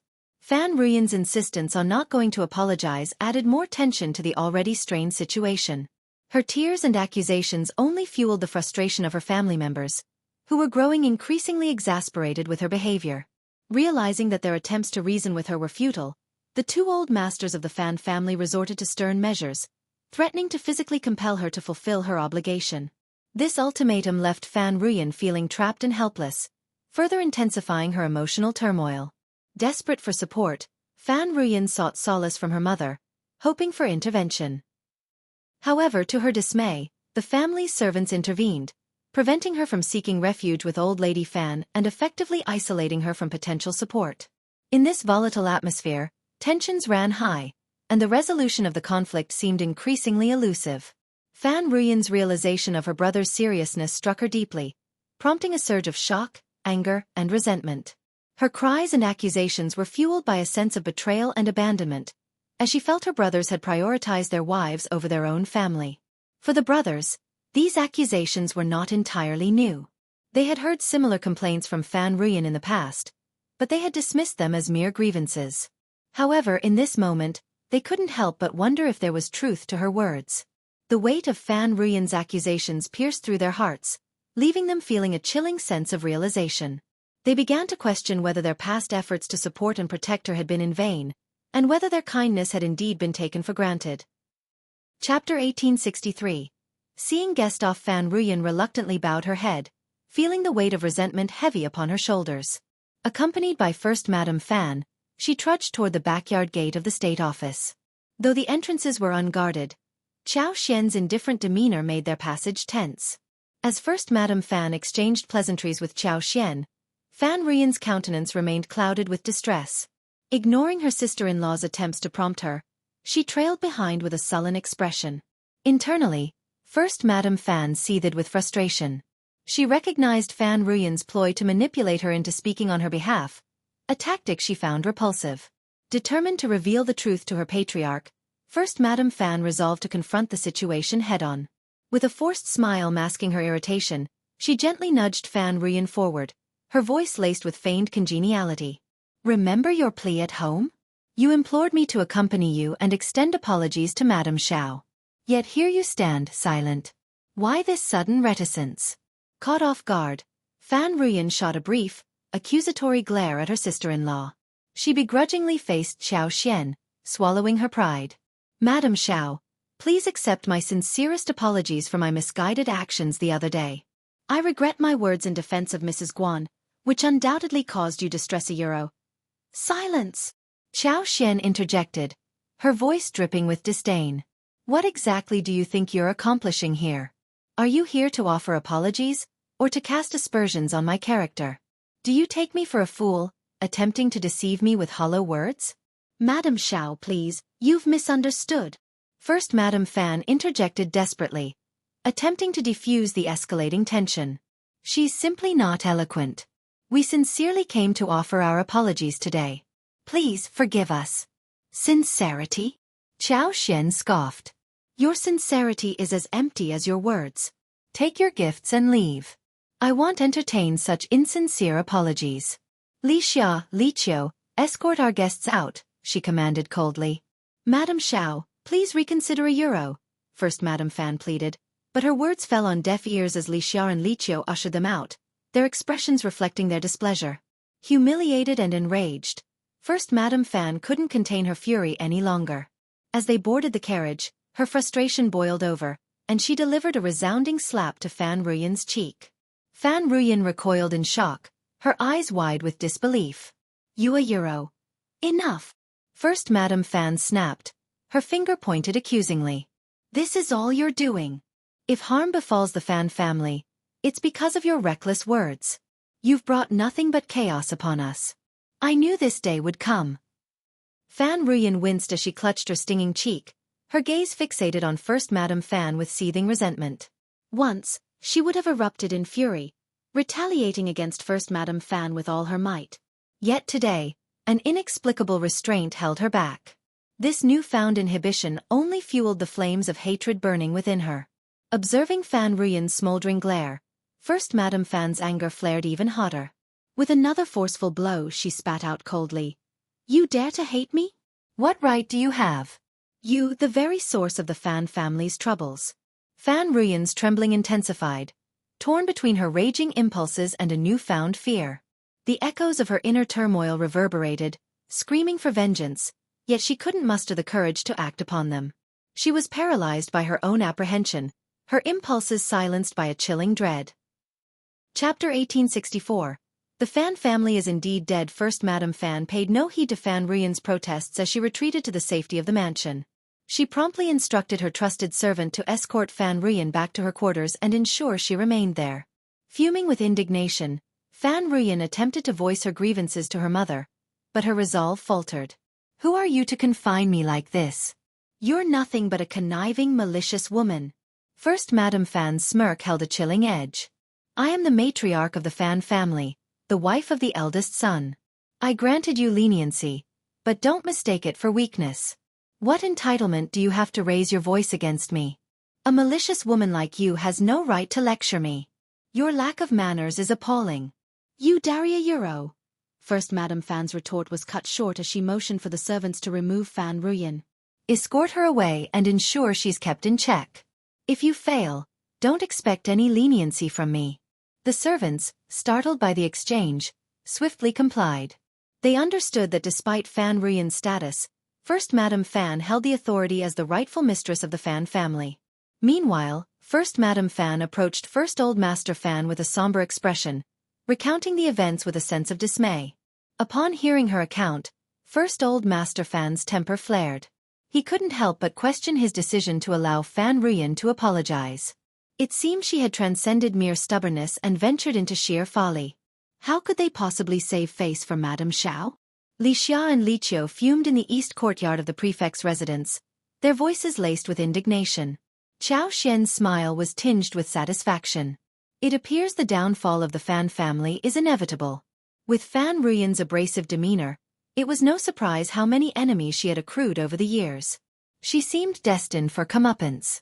The Fan family, though esteemed in An's province, was not without its transgressions.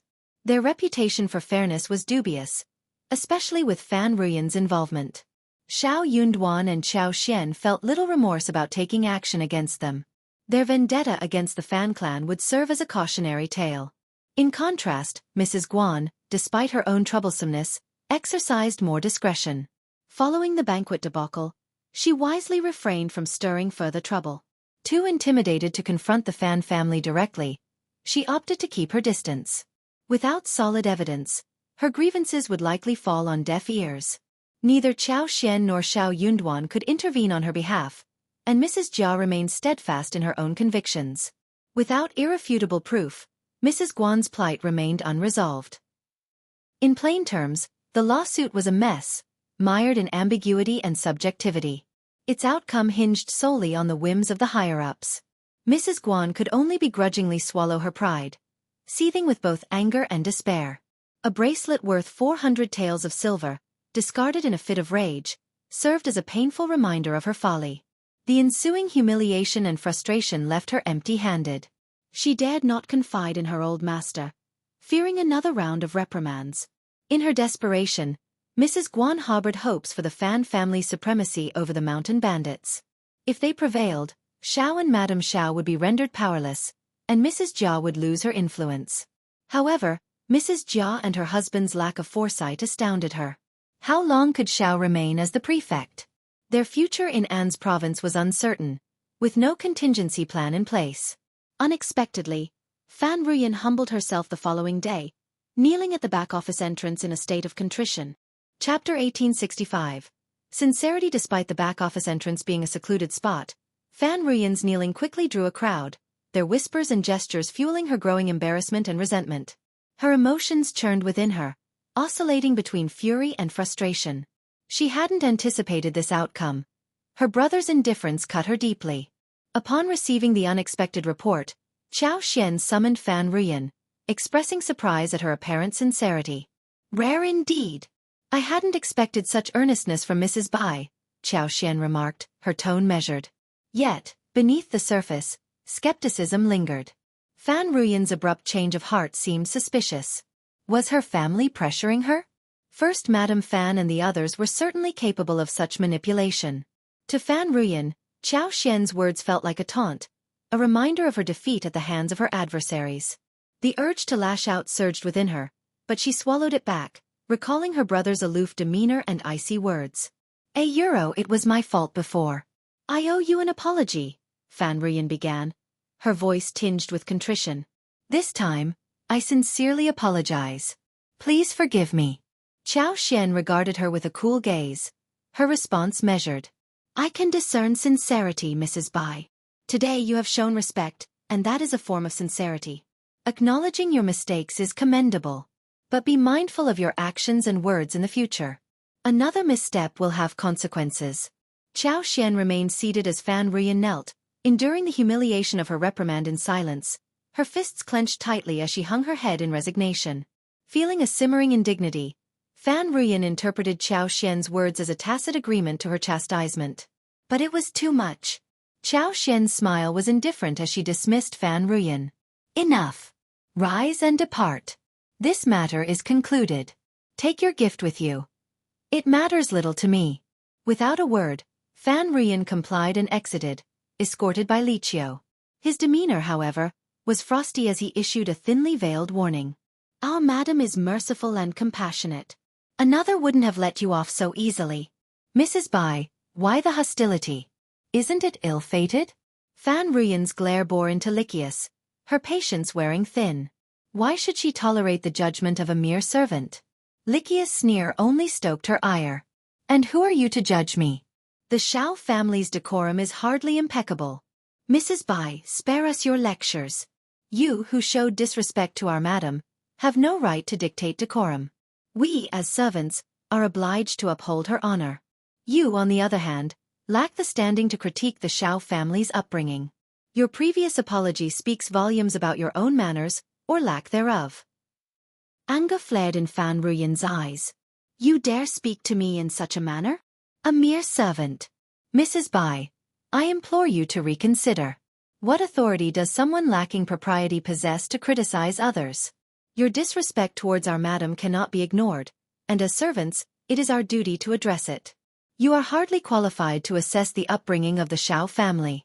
While you may have forgotten the demeanor of your previous apology, we remember it vividly. Your own conduct leaves much to be desired, Mrs. Bai, Liqiu admonished sternly. Fan Ruyan seethed with rage. Fine, just fine. Today I've seen their true colors. Storming out of the prefect's office, she maintained a frigid exterior despite the turmoil within. Returning to the Fan family compound, she retreated to her quarters, dismissing the servants and collapsing onto her bed in tears. She loathed it all. Her brother's callousness cut her to the core. Her two sister-in-laws harbored disdain for her all these years, yet she remained oblivious. But what stung the most was Madame Xiao's deliberate humiliation, exacerbated by her brother and sister-in-law's insistence on her acceptance of such degradation. Chapter 1866. Battle in the giant rock gorge in province wasn't a place they should linger. Yet circumstances compelled them to remain. Fan Ruyan's tears flowed unabated, fueling her deep-seated hatred. As her anguish intensified, a glimmer of ruthlessness sparked in her eyes. She clenched her fists so tightly that her sharp nails threatened to pierce her skin, yet she remained oblivious to the pain. Counting her private funds, Fan Ruyan withdrew 1,000 taels of silver from her stash. After deliberation, she set aside 500 taels along with 2 thumbnail-sized rubies, still unmounted. A chilling smile tugged at her lips. Surely this sum was sufficient to procure a life? Furthermore, with Lord Xiao's unyielding stance against the bandits, their retaliation was inevitable. By expediting their attack with additional funds, she hoped for the demise of Xiao Yunduan and Xiaoxian. At least one of Fan Ruyan swiftly dispatched her funds to the key figures of the Tiger Head tribe. Their selection was deliberate, as it was common knowledge in An's prefecture that the tribe's second-in-command had suffered significant losses at the hands of Prefect Xiao's constables. Once the items were delivered, the nanny relayed to the Tiger Head tribe that they had been received with satisfaction, and Fan Ruyan's request was acknowledged. This brought her some semblance of relief. Fan Ruyan's actions were underhanded, a deceitful ploy. Meanwhile, a convoy of provisions gathered from Liangshan town was already forming a lengthy procession, escorted by Sun Bai and Sun Qian from Liangshan town to the city of An's prefecture. The 3 villages eagerly awaited their chance to strike a euro in the giant rock gorge. The ensuing battle was unexpectedly fierce. What they had perceived as a primary target turned out to be mere bait. They were the prey, unaware of the predator lurking in the Shadao Euro. The alliance between the Min family tribe, Liuhe Fort, and Tiger Head tribe was formidable. Their objective was clear: to humble the haughty Lord Prefect and shatter his confidence, rendering his authority a mockery. Their combined forces, numbering over 100 strong, posed a significant threat. Despite Xiao Yunduan's skilled constables, they were outnumbered and outmatched. Aware of the ineptitude of the bailiffs in An's province, the 3 villages believed victory would be swift once they overpowered or eliminated Xiao Yunduan's constables. However, their expectations were shattered upon reaching the giant rock gorge. Instead of a triumphant slaughter, they encountered a living nightmare. This battle became an indelible stain on the reputation of the 3 villages. Despite their meticulous planning and caution, they underestimated the strength and resilience of their opponents. The bailiffs proved to be a formidable force, quickly regrouping and coordinating their efforts against the attackers. Despite being outnumbered, they held their ground, forming defensive formations and countering every assault. Even more disconcerting were the unknown experts among the bailiffs, whose ferocity and precision surpassed anything the attackers had encountered before. In the heat of battle, they found themselves outmatched and overwhelmed, their every move ruthlessly countered. Chapter 1867. Wild and arrogant this time proved markedly different from their previous encounter. The members of the Tiger Head tribe were stunned, realizing they had underestimated their opponents before and had been caught off guard once again. But there was more to their shock. Who was that masked expert? Their presence had caught them completely unawares, leaving them utterly unprepared. The bandits of the three strongholds, already shaken by the intensity of the battle, found themselves dumbfounded. When had these newcomers entered in Zhao? How had they gone unnoticed? The palpable aura of battle prowess emanating from these individuals surpassed even that of seasoned mountain bandits like themselves. They had the air of seasoned warriors, hardened by countless battles on the battlefield. These were no ordinary bailiffs or martial artists. They were soldiers, veterans of the battlefield. The bandits, initially surprised, now felt genuine terror. What formidable force had they provoked? It became evident why Xiao Yunduan exuded such audacity and pride. As their comrades fell around them, the remaining mountain bandits dared not continue the fight. With panicked whistles, they scattered and fled. Their escape, however, was short-lived. Ambushed along their route, they found themselves facing a small but skilled group of adversaries. Despite their best efforts, the bandits were swiftly overwhelmed and scattered in defeat. At the conclusion of the battle, only a scant dozen managed to stagger back to their village, their ranks decimated and their spirits shattered. Panic and fear gripped every survivor, their sorry state a testament to the ferocity of the conflict. Second in charge Chao, esteemed leader of the Tiger Head tribe, fell victim to the chaotic flurry of swords. The third in charge of the Min family tribe and the second in command of Liuhe Fort were apprehended by the officials, while the remaining small leaders who failed to escape met their end on the battlefield. As the defeated soldiers retreated in disarray, the leaders of the three villages convened in the intermediate Tiger Head tribe, nearest to the giant rock gorge. Eager anticipation filled the air as they awaited news of the battle's outcome, their hearts buoyed by hope. Unexpectedly, they received shocking news that made them feel as if they were in a dream. It was like a bolt from the blue. Everyone was stunned by this news. So much so that his eyes and mouth were wide open, and he stood there in a daze for a long time. Second brother, how is it possibly a Euro? I don't believe it. How can that dog official subordinate be so capable? The third in charge of Tiger Head tribe shouted angrily with a pale face. He suddenly grabbed a man who had escaped and punched him twice. He grabbed him and asked sternly. Then, he was scared out of his wits. He stuttered and trembled, but he did not dare to lie a Euro. There was no way he could lie about such a thing. In the end, the third in charge kicked him away, dumbfounded. The others weren't any better. The atmosphere in the rough intermediate hall was oppressive, angry, and sad. How dare you? If I don't take revenge, the heavens won't tolerate it. Revenge! Revenge! Everyone was furious. After a round of cursing, the third in charge of Tiger Head tribe angrily wanted to bring people down the mountain to take revenge. It was not easy for everyone to persuade him. Of course, revenge was imperative. However, the challenge lay in devising a plan for vengeance. Moreover, with members of the Min family tribe and Liuhe Fort captured and imprisoned in the state government prison, their priority was their rescue. They needed to secure their release before seeking revenge. Otherwise, if their enemies decided to retaliate by harming or killing the captives, their efforts would be in vain. The third in charge of Tiger Head tribe wore a grim expression. Though reluctant, he had no choice but to heed the necessity of saving their comrades. Given that this operation was a joint effort among the three clans, he couldn't act unilaterally. Furthermore, both the Min family tribe and Liuhe Fort held greater power than Tiger Head tribe, making it unwise to provoke them unnecessarily. Chapter 1868. Afraid of taking action, the third in charge of the Tiger Head tribe seethed with resentment and fury.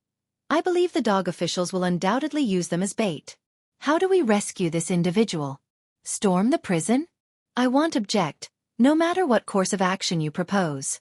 His words dripped with bitterness and ire, causing the faces of everyone present to darken. Storming the prison was out of the question. The defenses at the giant rock gorge were meticulously laid out, and their forces had been decimated in their previous attempt. They couldn't even dream of infiltrating enemy territory. The recent defeat had been devastating, particularly for the Tiger Head tribe, which had already suffered significant losses before. Second-in-charge Chao's retaliatory expedition had only worsened their plight, costing him his life and leaving only 2 survivors from the tribe. With more than 2/3 of their elite warriors gone, the notion of breaking into the prison was ludicrous. Despite their reluctance to accept it, they had to acknowledge their limitations. Their actions knew no bounds. While avenging the fallen second-in-charge was a daunting task, their initial response was brutal and easy. A spree of massacre and pillage. They didn't dare breach the walls of An's city or confront Xiao Yunduan directly, but unarmed villagers were fair game in their eyes. To them, the villages were mere lambs waiting to be slaughtered. They could take lives at whim, as many as they pleased, with the government powerless to stop them. Their violence and plunder knew no bounds. Yet, they made sure to leave a few villagers alive, spinning a tale of retribution against the lord of the prefect. They blamed him for the calamity, citing his vicious actions against their brethren as justification for the villagers' suffering and demise. 4 years, peace had prevailed. But with the arrival of the lord of the prefect, disaster followed. They argued that to reclaim tranquility, the lord of the prefect must be driven away. Otherwise, unless he possessed the means to eradicate them all, they would endure endless torment. A cycle of harassment, pillage, and bloodshed. The specter of revenge would be looming over every resident of An's Provincia. Should such an atrocity occur, those displaced citizens would undoubtedly harbor deep animosity toward Xiao Yunduan, leaving him in a precarious position. In response, influential families would clandestinely unite, potentially preventing Xiao Yunduan from assuming the role of prefect altogether. He might face severe censure and accusations of recklessness, accused of disrupting the delicate local equilibrium without considering the consequences. His eagerness to make a mark had led to a catastrophic loss of life and untold suffering. Yet, amidst the chaos, survivors from the Min family tribe and Liuhe fort languished in captivity. Should the Tigerhead tribe unleash their vengeance upon the populace, these captives would surely suffer as well. A scenario intolerable to the Min family tribe and Liuhe fort. The Tigerhead tribe couldn't afford such Machiavellian schemes. The leader of the Tigerhead tribe sneered with sinister intent. "We have options aplenty. With careful planning, not only can we rescue our kin, but we may also exact retribution upon that vile official. Didn't that official recently welcome a son into the world? Perhaps we should visit his wife and child with our wrath. Brother Qing, what strategy do you propose? Waste no time in enlightening us," implored the Min family's leader. Chapter 1869. Method. Brother Qing spoke up. "That woman from the Fan family reached out to us just 2 days ago. Let's seek her out once more." And Deputy Prefect Guan is known to be approachably a his words left everyone stunned. But gradually, their eyes sparkled with understanding. The news of the bloody skirmish at Giant Rock Gorge quickly permeated An's prefecture city. While the common folk rejoiced, the various families trembled in fear, resigned to accepting the grim reality. Among them, those who had once dallied with the mountain bandits in clandestine dealings felt a shiver of apprehension, like birds startled by the twang of a bowstring. They were plagued by deep unease, fearing a resurgence of their past entanglements. Previously, they hadn't dared to underestimate the lord of the prefect, recognizing his capabilities and refraining from provoking him lightly. Now, their reverence for him swelled from the depths of their souls. Yet, the most rattled by these events were the members of the Fan family. First Old Master Fan and Second Old Master Fan possessed intimate knowledge of the situation and were gripped by intense fear. Even Old Lady Fan, typically stubborn and eager to undermine Xiao Yunduan, remained conspicuously silent on the matter. Fan Ruyin never imagined that the Tigerhead tribe would come knocking at her door. They tasked her with arranging for Madame Xiao to leave the city and notify them once the date was confirmed. Fan Ruyin felt a twinge of fear. While she wished ill upon Qiao Xian, she balked at direct involvement in such matters. She had already expended considerable sums when initially declining their proposition. Having paid the Tigerhead tribe, she expected them to fulfill their end of the bargain. Why should she be dragged into this personally? Yet, could she reason with the Tigerhead tribe? By willingly engaging with them, she had unwittingly entangled herself, akin to crossing the Rubicon and now seeking to backtrack. But this wasn't her decision to make. The tribe employed both subtle persuasion and coercive tactics. Refusal might invite dire consequences. Even as a member of the prestigious Fan family, one of the region's 3 major clans, she recognized the tribe's ability to deal with an ordinary individual like herself. Fan Ruyin was both shocked and incensed, yet she dared not defy the Tigerhead tribe's demands. Only now did she grasp the formidable force she had provoked. Initially, she had rationalized the bandits' actions as born of necessity, believing them to possess innate goodness. But now, faced with their coercion, She felt a pang of regret, wishing ill upon Xianxia. Forced by the tribe's pressure, Fan Ruyin humbled herself, reaching out to reconcile with her sister-in-law and second sister-in-law. First Madame Fan and second Mrs. Fan were taken aback but soon recognized her newfound contrition. Though her demeanor remained somewhat awkward, it marked a significant improvement. Previously, she would never have initiated such gentle and polite conversation with them. Feeling both relieved and moved, the two madams of the Fan family contemplated how they could have altered their approach years ago, realizing that persuasion, not confrontation, might have been more effective. Their sister-in-law's lack of repentance and escalating recklessness had dragged the Fan clan towards an irreversible path of ruin.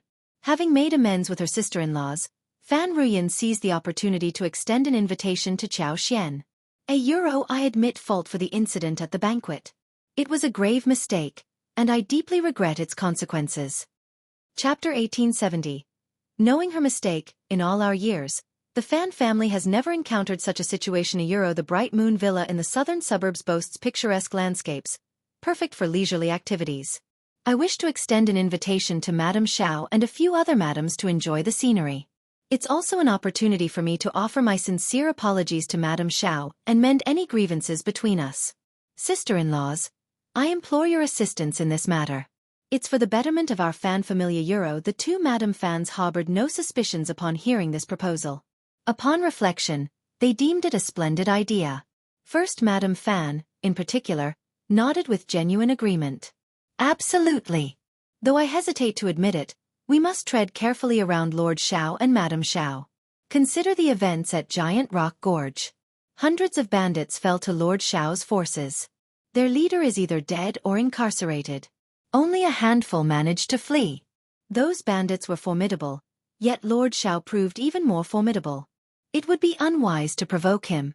Madame Xiao has endured much from our family. It's imperative that you extend a sincere apology during this outing. Let's hope Madame Xiao is merciful and refrains from targeting our Fan family in the future. Feeling a twinge of guilt, Fan Ruyin dared not dispute First Madame Fan's counsel. She offered a forced smile and humbly acknowledged her lesson learned. Seeing Fan Ruyin's newfound humility, First Madame Fan was greatly pleased and decided to treat her with kindness. Fan Ruyin was ecstatic and wasted no time in urging First Madame Fan to set a date for the gathering in the coming days. With the weather being favorable, she emphasized the importance of not delaying the arrangements. First Madame Fan readily agreed. The following day, she approached Xianxia in the backyard of the state office, extending the invitation with a warm smile. She invited Xianxia to join them at the Bright Moon Villa in the southern suburbs in 2 days' time. The weather is delightful, perfect for a leisurely outing. Our estate boasts splendid scenery, and I invite Madame Xiao to experience it firsthand. Additionally, I wish to express my sincerest apologies for the incident at the banquet. I also hope Madame Xiao will grant us the opportunity to sketch together. Xianxia graciously accepted the invitation with a smile, assuring her presence. First Madame Fan was elated. Showering Xianxia with compliments, she departed with a contented smile. Since the harrowing events at Giant Rock Gorge, numerous ladies had come to pay their respects to Xianxia. She could discern a palpable shift in their attitudes towards her, marked by newfound respect and admiration. In the past, politeness may have been merely superficial, but now it emanated from the depths of their hearts and bones. Lixia, Liqiu, and the others rejoiced for their old master and madam. Their old master's competence surpassed mere appearances, rendering superficial displays obsolete. They dared anyone to belittle their madam henceforth. Upon Xiao Yunduan's return for lunch, Xianxia relayed First Madame Fan's invitation to venture outside the city for scenic enjoyment and a visit to their estate. Xiao Yunduan's expression soured. The Fan family knows no bounds. Inviting you out of the city for a leisurely excursion. I can't fathom their intentions. Don't entertain it. His wife wasn't naive. Even within the city limits, Xiao Yunduan couldn't assert complete safety, let alone venture beyond its walls. Having decisively quashed the village's arrogance this time, inflicting heavy losses and debilitating their strength, he knew they would harbor intense animosity. Chapter 1871. Apologize and treatment. Now was the time for strict vigilance, raising their guard to the utmost level. They couldn't afford to let their defenses waver in the slightest. Xiao Yunduan was adamant about safeguarding his wife. Having tasted the anguish of almost losing her once, He refused to endure it again. I don't trust the Fan family's intentions. Let's not be swayed. Bright Moon Villa can wait. We'll go wherever you wish after we've dealt with the bandits, he declared, a smile on his lips. Inwardly, Xianxia sighed. She yearned to accept the invitation. Even her husband's caution couldn't deter this opportunity that had presented itself on the day of the giant rock gorge incident. She had fervently wished to go. Disguised, who would recognize her as the prefect's wife? With her presence, victory would have been assured, and none of the enemy would have escaped. No one would slip through her grasp. But she couldn't risk it. As the prefect's wife, venturing to such places was out of the question. Thus, she could only await news anxiously in the government office alongside Xiao Yunduan, who shared her apprehension. Thankfully, her hopes weren't dashed yet. This time, an opportunity had presented itself directly to Xiao Yunduan's doorstep. Naturally, he felt compelled to seize it. Xiao Xian tugged at Xiao Yunduan's sleeves, pleading, "Husband, please let me go. I can have Yi accompany us with some men. Those mountain bandits won't stand a chance if they dare to show themselves. And with prisoners in the state office's jail, they wouldn't dare to make a move. Come on, let's see if the Fan family is human or ghost." Xiao Yunduan's brow furrowed. No. It's too perilous. There's undoubtedly something amiss with the Fan family's invitation. Stop insisting. I won't allow you to take such a risk. Xiao Yunduan couldn't shake the feeling that the Fan family's invitation harbored ulterior motives. Xiao Yunduan couldn't afford to believe that the Fan family's intentions were purely benevolent. In a place like An's province, trusting all the prominent families was a risk he couldn't take. Anyone could have been in league with the mountain bandits, driven by coercion or fear of past grievances resurfacing. Xiao Xian longed to confide in him about her unique abilities, but she held back. The prospect was too daunting. She didn't want her husband to view her differently from now on. Despite Xiao Xian's pleading and various attempts to sway him, Xiao Yunduan remained steadfast in his refusal to let her go. Disappointment and discontent clouded Xiao Xian's expression. Xiao Yunduan, torn between amusement and frustration, embraced her tenderly, attempting to console her. Darling, I promise to accompany you on a trip next spring, when the centaurea blossoms and the landscapes are resplendent. Isn't that scenery more enticing? I've already devised a plan to apprehend the remaining mountain bandits before the new year. They won't linger until then. Just be patient. Xiao Xian was at a loss for words. Was her disappointment solely due to missing out on the scenery? It wasn't merely about that, though she did enjoy venturing into the mountains in search of treasures and game. It was something more profound. She yearned to share his burdens and actively contribute to significant in divorce. It felt like an immense waste to sideline her talents. Xiao Yunduan had confidence in Yi's prowess. With a handful of skilled followers and in the Fan family's territory, he doubted the Fan family would openly collude with the mountain bandits. With proper precautions, he believed nothing would go amiss. Chapter 1872. Secretly going unable to sway Xiao Yunduan, Xiao Xian resigned herself to taking action first and informing him later. With Xiao Yunduan preoccupied by the ongoing efforts to capture the remaining bandits and maintain order in An City, the government office buzzed with tension and urgency. Countless discussions and meetings filled the days. Hence, Xiao Xian instructed the nanny to look after her son, claiming she was going shopping in the streets. In reality, she departed the city with Mian Mian and Yi, heading for Bright Moon Villa. While bringing Yi along wasn't paramount, it would undoubtedly reassure her husband if he knew. Bright Moon Villa bustled with activity that day. Early in the morning, first Madame Fan and her sister-in-law, Fan Ruyan, arrived with their daughters in tow. Despite having meticulously prepared and even hosted a banquet to extend their apologies to Xiao Xian, they remained vigilant, lest any oversight sour her mood once more. For what if Xiao Xian construed any misstep as deliberate? They couldn't afford to tarnish their reputation. Despite their fatigue and worries, they remained committed to executing their tasks flawlessly. Throughout the morning, Fan Ruyan drifted in a daze, her mind wandering aimlessly. At one point, Second Mrs. Fan had to urge her to speak louder, startling her in the process. Reflecting on this later, both First Madame Fan and Second Mrs. Fan berated themselves for failing to notice Fan Ruyan's obvious abnormality. They assumed her apprehension stemmed from concerns about Xiao Xian's acceptance of their apology. Realizing their earlier strictness might have instilled fear in Fan Ruyan, they felt a pang of guilt and sought to comfort her. "Sister, don't fret. Madame Xiao will surely accept your genuine apology. We're by your side, and you won't face this alone. That's right. Madame Xiao's agreement to come signifies her lack of intent to oppose the Fan family. I won't say much, but ever since Madame Xiao arrived in An's province, she hasn't exhibited any domineering behavior or deliberately made things difficult for anyone. Except for Mrs. Guan, of course. She brought it upon herself. Exactly a year Fan Ruyan found no comfort in their words. She felt her sister-in-laws were too noisy, and their remarks made her feel like she was scolding a locust for no reason. Growing increasingly distraught, she responded with nonchalance, trying to calm her mind with casual indifference. Around 10:30, Xianxia arrived at Bright Moon Villa. The carriage pulled directly into the manor, prompting first Madame Fan and others to rush out to greet them. All the guests, aside from the Fan family hostesses, gathered to welcome Xianxia with smiles, displaying respect in their friendly demeanor. Noticing this, Xianxia felt a mixture of amusement and emotion. She was even prouder a euro.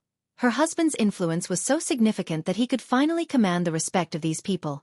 However, this was just the beginning. The ordeal was far from over. This was the most critical moment, with no room for error.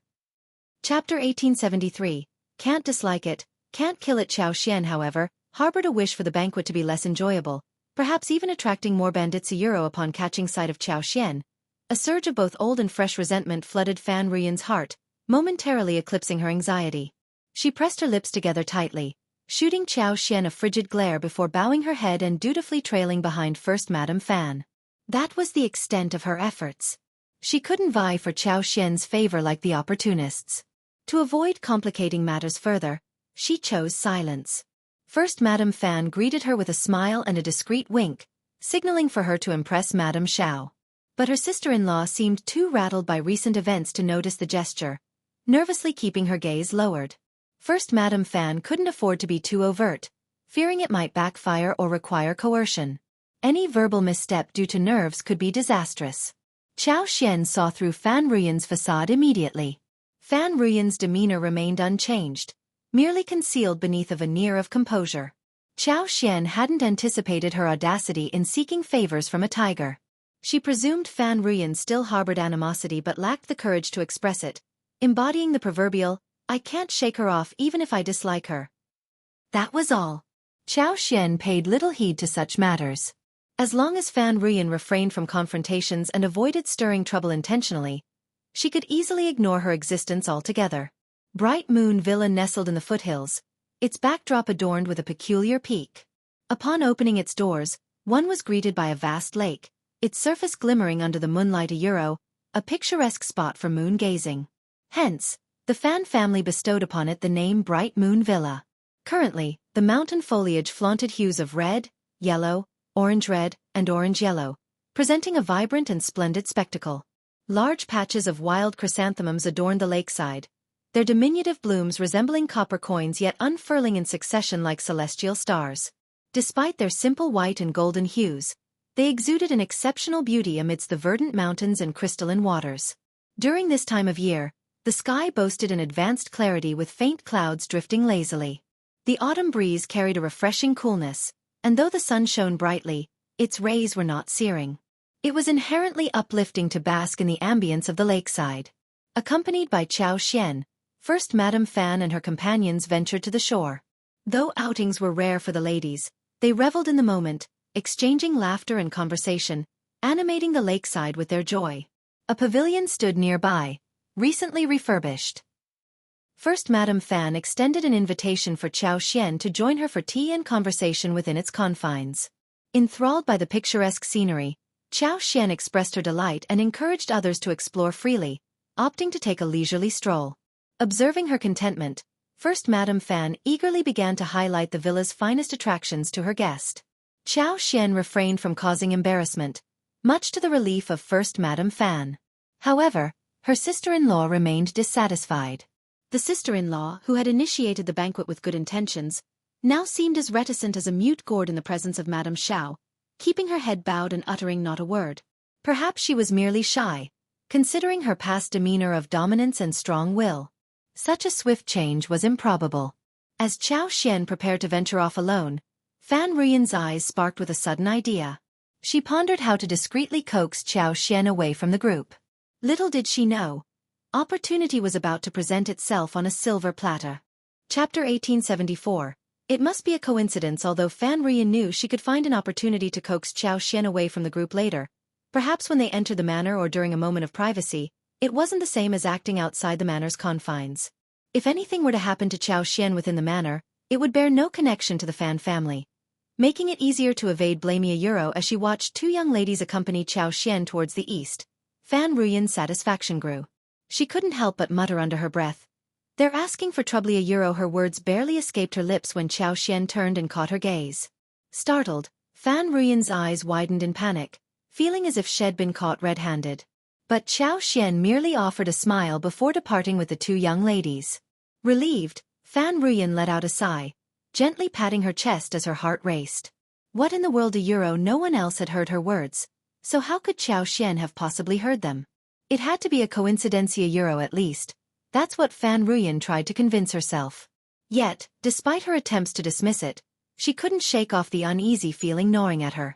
Meanwhile, Xianxia engaged in conversation with the two ladies, savoring the scenery, while her own maids trailed behind. Activating her powers, she extended her divine senses and soon detected a group of individuals less than 1,000 meters away. There were 8 in total, clad in nondescript cotton and peasant attire, but their furtive bandit-like demeanor betrayed their true nature. It appeared the Fan clan was indeed up to no good. Euro. Their disregard for her husband was evident. Otherwise, why would they act so recklessly?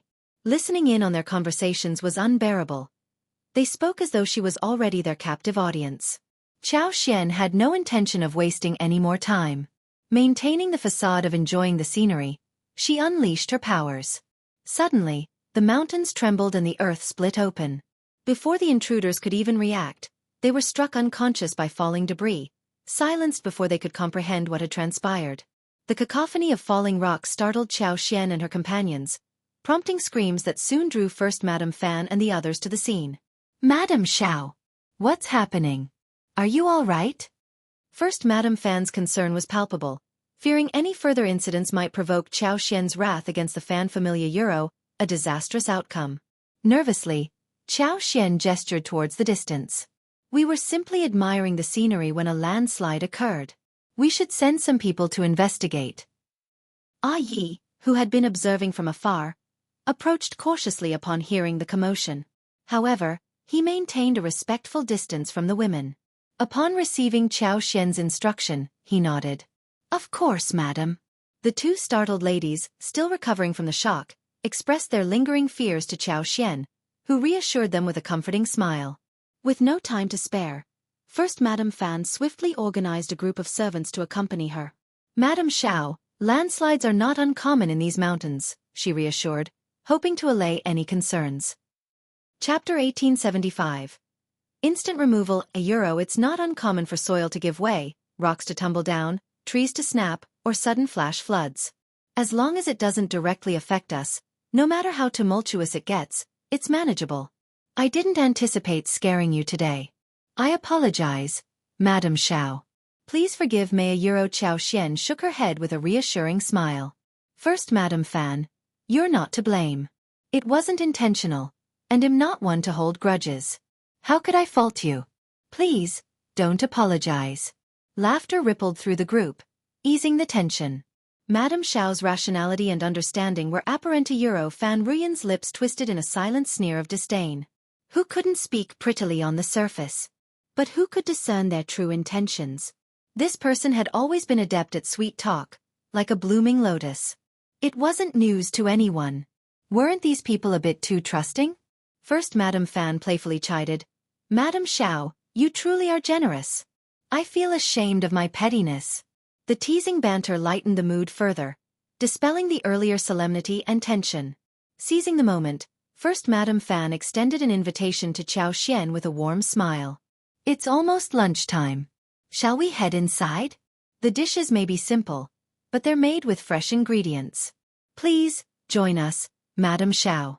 She harbored genuine fear of another mishap, finding solace in the safety of the manor's area. Euro. This sentiment resonated with the group, garnering unanimous agreement. Xiaoxian with a smile remarked, exploring the wild can be intriguing, and freshness is indeed a precious commodity. First Madam Fan, your humility is commendable. We are fortunate today. However, I can't help but feel compelled to uncover the truth. Let's wait and see what transpires. Despite First Madam Fan's reluctance, Xiao Xian's insistence left her with little choice but to acquiesce. Some among the group, fueled by curiosity, opted to stay and observe. They craned their necks, whispering among themselves in anticipation. Residing in a mountain town, they were no strangers to occasional mountain collapses, often triggered by prolonged heavy rain. However, such occurrences typically had a discernible cause. Before long, two maidservants rushed over, their expressions unreadable from a distance but clearly fraught with anxiety and urgency. Did something really happen? I don't know. It looks like Havensi. First Madam Fan's heart skipped a beat. First Madam. Something is wrong. The two maidservants finally ran over, out of breath. A collective gasp swept through the group. First Madam Fan's ire flared. Mind your manners. What's the matter? Why are you alone? Where are the others? The two maidservants stiffened, their expressions growing tense before hastily responding. There's been a massive collapse nearby. Several individuals are unconscious, some partially buried and unresponsive. The others are stationed there. Yi instructed us to inform and summon additional help. Indeed. Panic ensued. What? Unconscious individuals? How did this happen? Who ventured there? Chapter 1876. Strange Man. Heavens, this didn't kill anyone, right? That's horrible. Hurry up and tell us what happened. True. Xiao Xian's voice cut through the tension, commanding attention. Everyone, quiet down. First Madam Fan, dispatch servants to aid them. Yi wouldn't alarm us without cause. There must be a reason behind his actions. You too. Recount everything from start to finish. Don't hold back. First Madam Fan's thoughts whirled with apprehension. She swiftly instructed the maids to summon help, then turned her gaze to the two maidservants. The assembled group fell into a hushed silence, fixating on the maidservants with unwavering attention. The two maidservants hesitated momentarily before relaying their account. As we approached, we witnessed the mountain rocks cracking, followed by a massive landslide. 8 men lay unconscious, some partially buried in the soil. It was a distressing sight. All 8 appeared to be middle-aged, clad in ordinary attire, and unfamiliar to us. It's puzzling how they ended up there. A veil of suspicion shrouded the onlookers as they subtly scrutinized First Madam Fan. The proximity of the collapse to their scenic spot raised doubts about the stranger's presence. Were these truly unrelated individuals, as the maids claimed, or was there more to the story? Who could say if they were being truthful? Luckily, Madame Xiao's own servants had accompanied them. Otherwise, if those who went over were all from the Fan family, they might have kept it under wraps. But if these individuals were indeed invited by the Fan clan, what was their intent? What did the Fan clan have in mind? Regardless, the situation felt unsettling, and it likely involved the Fan clan. Unease rippled through the group, prompting a collective desire to depart promptly. As long as the Fan clan refrained from meddling, it was tolerable. Observing the unease among the attendees, First Madam Fan couldn't help but inwardly lament.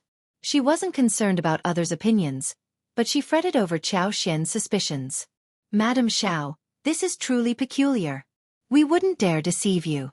The Fan family is as unaware as you and the other ladies. Please don't worry. I'll provide you with a thorough explanation. Xiao Xian regarded her solemnly. I trust you implicitly. There's no need for explanations. Those strangers are undoubtedly up to mischief. I'll instruct Yi to escort them back for interrogation by our lord. What say you, First Madam Fan? First Madam Fan felt a lump form in her throat. Instinctively, she wanted to protest, fearing any potential implications for the Fan family. However, Xiao Xian's rationale struck a chord, and more significantly, her esteemed status left little room for dissent. Madam Xiao is absolutely correct. Entrusting this matter to the authorities for investigation is the prudent course of action. Otherwise, none of us would find peace of mind. I must apologize profusely. I never anticipated that inviting Madam Xiao for a scenic outing would lead to this unforeseen circumstance. Xiao Xian's gentle smile reassured her. It was merely an unfortunate accident. Chapter 1877. Too strange, she cast a meaningful glance at the assembled group. Once this matter is resolved, the authorities will make an official announcement. Until then, no one should engage in speculation or spread rumors. Any adverse consequences resulting from such actions will be thoroughly investigated by the government. The madams nodded in stunned agreement, swiftly heeding her directive. First Madame Fan conveyed her gratitude to Xiao Xian with a grateful glance. With matters settled, there was little reason for Xiao Xian to linger. Those who asserted that her youth precluded divorce might miss her, necessitating her return to the city for another meeting at a later date. First Madame Fan didn't dare insist on her remaining. Instead, she smiled warmly and escorted Xiao Xian to the waiting carriage. Once Xiao Xian departed, the other ladies followed suit, vacating the scene. Before long, the area was deserted.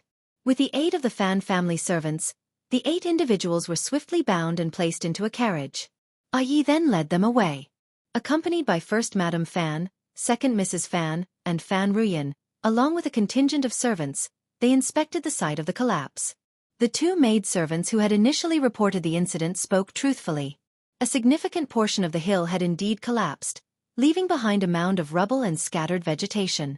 Yet, the collapse occurred on a hill abundant with soil and greenery. It seemed inexplicable that such a stable terrain would give way without cause. This is truly baffling.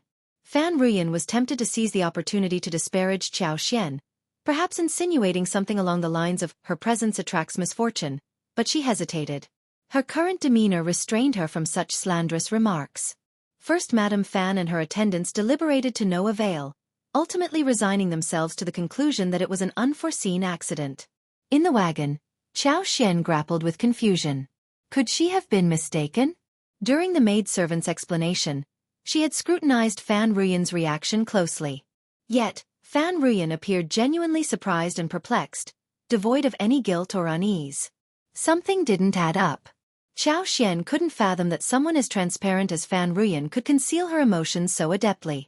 Perhaps Fan Ruyan hadn't even considered the possibility that the unfamiliar men were mountain bandits. Upon reflection, this seemed to be the only plausible explanation. Xiao Xian chuckled in disbelief, but soon, a sigh escaped her lips as she rubbed her temples. He had left the city with such determination, catching her husband off guard, only to return and likely face his reprimand. Considering her options, Xiao Xian couldn't devise a suitable strategy to evade his scolding, so she resigned herself to her fate. As expected, upon her carriage's arrival at the state government office's backyard, her husband stood there with an inscrutable expression, hands clasped behind his back, awaiting her.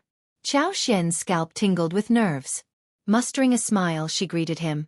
"Husband, you've been waiting for me." His response only exacerbated her anxiety. Attempting to appear composed, she flashed a bright smile. "As you can see, I've returned safely. There was an incident at Bright Moon Villa, and I swiftly discerned that something was amiss, hence my prompt return home." Chapter 1878. His lesson. Xiao Yunduan's expression tightened as Xiao Xian spoke. "Really? Should I compliment you?" he asked, his tone laced with a hint of sarcasm. No. Xiao Xian quickly shook her head, a flattering smile on her lips. "There's no need for that. I know I was wrong. I won't ever sneak out of the city again.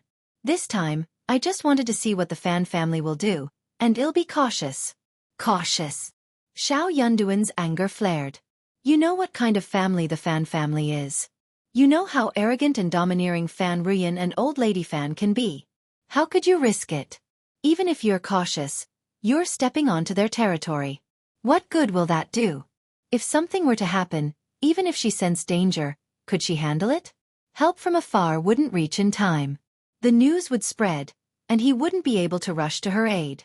Just the thought made him shudder, a cold sweat breaking out. It would drive him insane. "Yes, you're here to Xiao Xian had never seen Xiao Yunduan lose his temper like this, realizing she shouldn't have provoked him, but she couldn't help herself. She tugged at Xiao Yunduan's sleeve, speaking softly. "I'm confident that with I's capabilities, the Fan family won't dare touch me unless they want trouble with you, the prefect lord.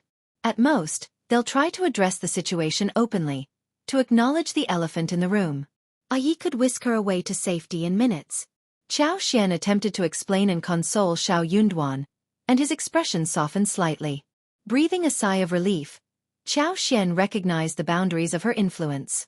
She couldn't afford to joke about herself, not when her life experience was still unfolding.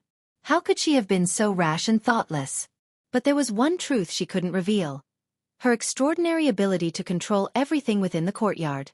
Regardless of Fan Ruyan and the other schemes, she was always aware. She wouldn't allow anyone to plot against them. If she backed down, wouldn't it embolden Fan Ruyan's arrogance?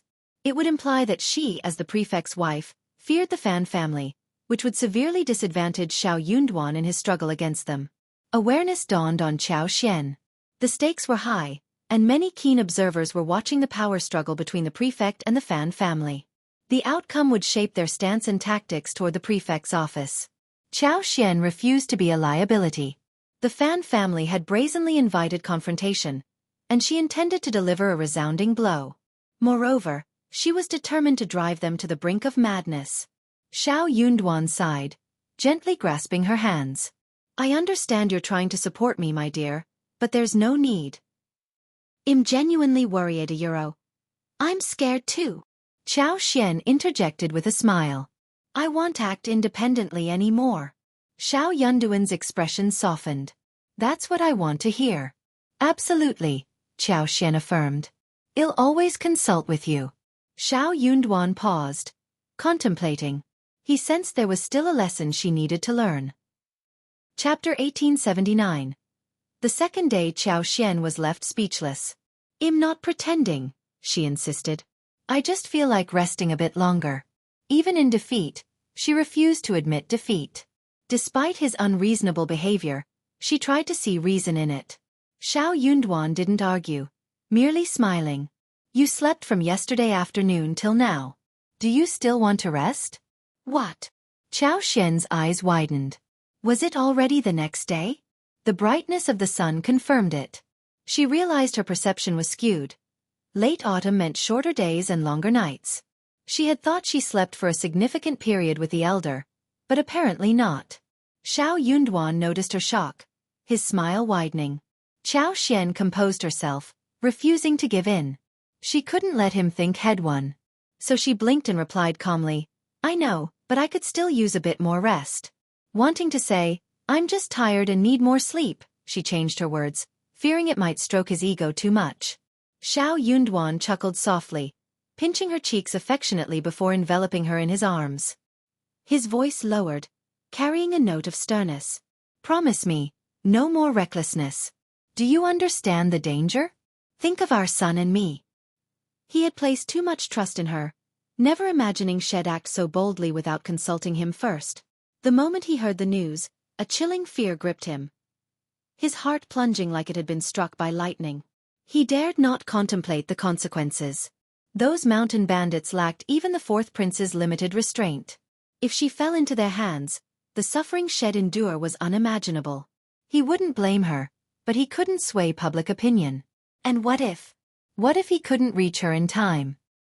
He swiftly dispatched guards and headed to Bright Moon Villa, determined to protect her without alarming her, though his heart seethed with silent reprimand. Although he chastised himself inwardly, Xiao Yunduan couldn't bring himself to forcefully stop her from leaving the city. So he silently reproached himself. This woman dared to be so bold, and he bore some responsibility for it. Hearing his words, Xiao Xian felt a pang of guilt, her heart softening.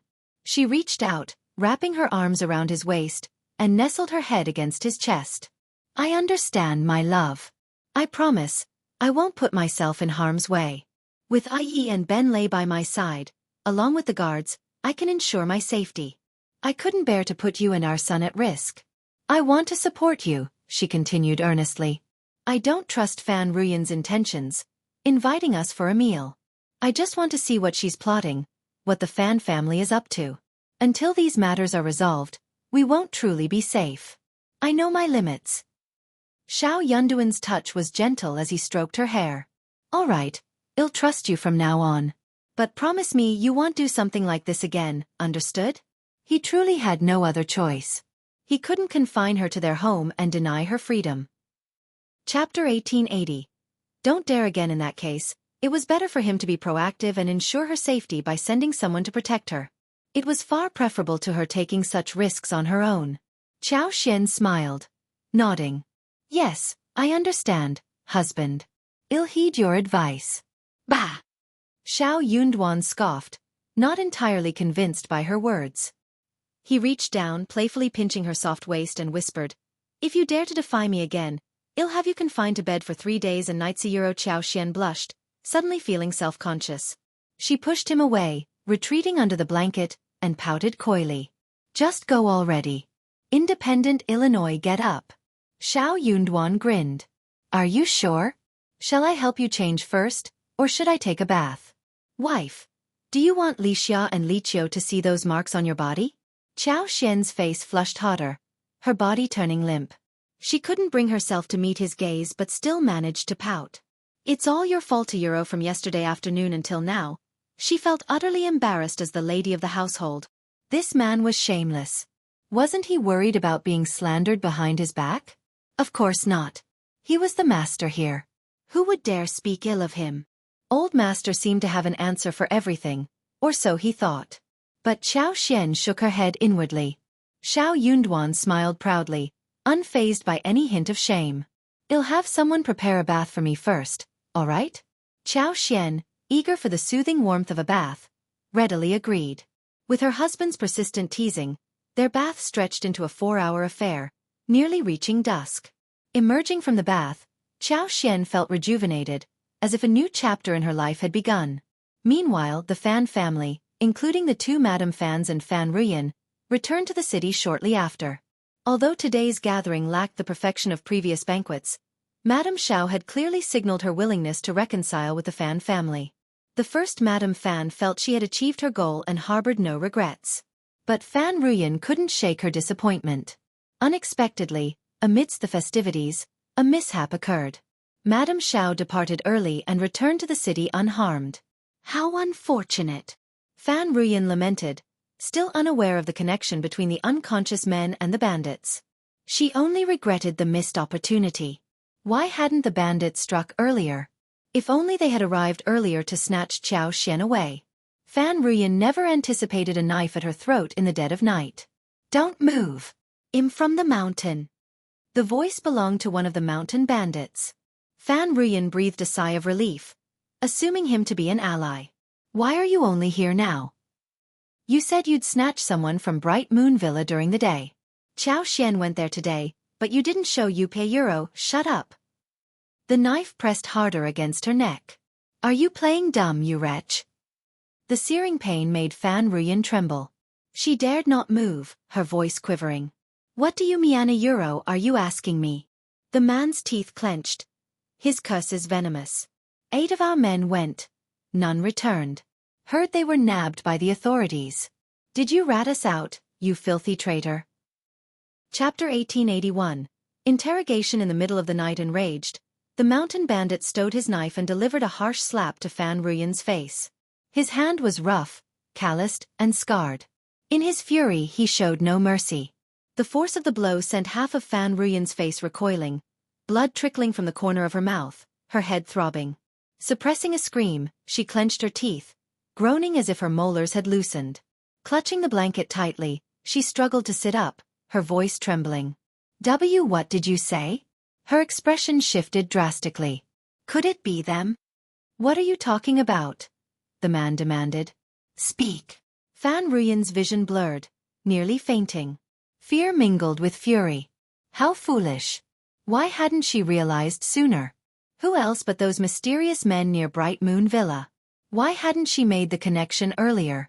With trembling lips, she recounted the entire encounter to the bandit. You a foolish woman. The man's rage surged.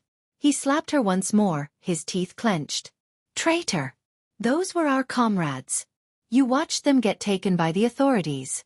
The man seemed to favor alternating his slaps, landing one on each side of Fan Ruyan's face. Fan Ruyan had always been caustic and diligent about her skin care. Her skin, fair and delicate as tofu, couldn't bear the force of the blows. Her face reddened and swelled instantly, streaked with red, purple, and blood, a ghastly sight. Tears streamed down her face, the pain nearly rendering her unconscious. She covered her battered face, voice trembling with tears. I didn't know a euro, it's too coincidental. But, Buta euro, the man glared at her, his expression darkening as he sneered. Crafty woman, do you take me for a fool? Such coincidences don't exist. I know the terrain near Bright Moon Villa well. Rocks don't collapse without reason, and it's implausible for all 8 to be knocked out simultaneously. Do you really expect me to believe this? The 8 men who descended the mountain were seasoned elites. The one leading the raid was the 3rd in command of the Tigerhead tribe and 2nd in command of the Liuha fort. He was the 4th in command of the Min family tribe and led 12 others to meet them 5 kilometers away. Capturing the wife of an official's dog required utmost vigilance. They were well acquainted with the terrain, confident that the official couldn't thwart them. But this accident blindsided them. A blasted accident. Even if rocks fell, their skills would prevent everyone from passing out. This treacherous woman must be lying. Have you been colluding with the government? Did you orchestrate today's events to ensnare us? How dare you plot against me, you wretch? No. I swear, I'm innocent. Fan Ruyan's heart raced with fear. I'd never betray you. If I did, would I allow myself to be captured? The officials won't spare our Fan family. Surrendering to them is out of the question. Their demise is our only hope. Your Majesty, you must believe me. The man glared at her with venom. Deep down, he believed her. He cared little for the feud between the Fan clan and officials, but he trusted that Fan Ruyan, foolish as she was, lacked the courage to betray them. Chapter 1882. It's hard to get off a thief's ship unless the Fan family wanted to abandon En's province altogether. The man growled. Stop your excuses. I won't trust a word you say. Figure out how to lure that dog official's wife out. If you fail, I'll obliterate you. And your precious Fan family along with you. Humph. Don't think you're clever. If you dare double-cross me for a dog official, unless your family hides within the prefect's office and never steps outside. Humph. No, I swear I won't, I swear. Words mean nothing. I want action. Get up and write something. Nah. Fan Ruyan hesitated. Written evidence could easily fall into the wrong hands, becoming a vulnerability. But with a knife at her throat, she had little choice. Once aboard the pirate ship, it wasn't easy to disembark unscathed. The loyal worldly folk she thought she knew were ruthless bandits willing to wield their blades against innocents without a second thought. Fan Ruyan dared not refuse, muttering her grievances silently. With trembling hands, she penned the incriminating evidence and pressed her fingerprint. Illiterate as he was, the bandit trusted Fan Ruyan's sincerity. If she dared deceive him, her Fan family would face dire consequences. Satisfied, the bandit nonchalantly pocketed the document. He glared at Fan Ruyan, sneering. Listen up, you wretch. You have 3 days to lure that dog official's wife out of the city, by any means necessary. Fail, and you'll face my wrath. Buta euro, what? A euro. As the bandit swaggered off into the night, Fan Ruyan collapsed to the ground, her limbs weak, hugging herself as tears flowed. Fear, anger, shock, and regret overwhelmed her, mingled with panic and despair seeping through her entire being. Exhausted from crying, she remained huddled against the bed, her mind blank. What was she to do now? Those mountain bandits were a force to be reckoned with, terrifying and ruthless. Fan Ruyan's resentment towards Xiao Xian and Xiao Yunduan festered. If not for them, she wouldn't be in this mess. They were the ones who coerced her into seeking out the mountain bandits. Yes, it was all their fault. If she was suffering, she wouldn't let them off the hook either. Yes. Xiao Xian. How could she lure her out of the city? What was her plan? First, Madame Fan's eyes widened incredulously. What did you say? You want to invite Madame Xiao to Qingsong Monastery to offer incense the day after tomorrow? Explain yourself. First, Madame Fan couldn't fathom her sister-in-law's intentions. Was she defying Madame Xiao? Since Madame Xiao had pardoned their family, why stir up trouble? She was already apprehensive. Every time she invited Madame Xiao, something went awry. She dared not do it anymore. But her sister-in-law seemed undeterred. Fan Ruyan masked her embarrassment with a smile. Sister-in-law, I still feel uneasy. Madame Xiao might say she doesn't hold grudges, but who knows if she's just being polite. After all, we invited her to Bright Moon Villa for a scenic view and a banquet, but she left without eating lunch. €1 if she harbors resentment, wouldn't that be €1? Chapter 1883. Treating again. So, I initially thought the 15th was 2 days from now. Qingsong Monastery is renowned for its vegetarian fare, so perhaps it's best to keep the guest list to just Madame Xiao. Mrs. Jia mentioned she's tied up at home, or else we could have extended an invitation to her as well.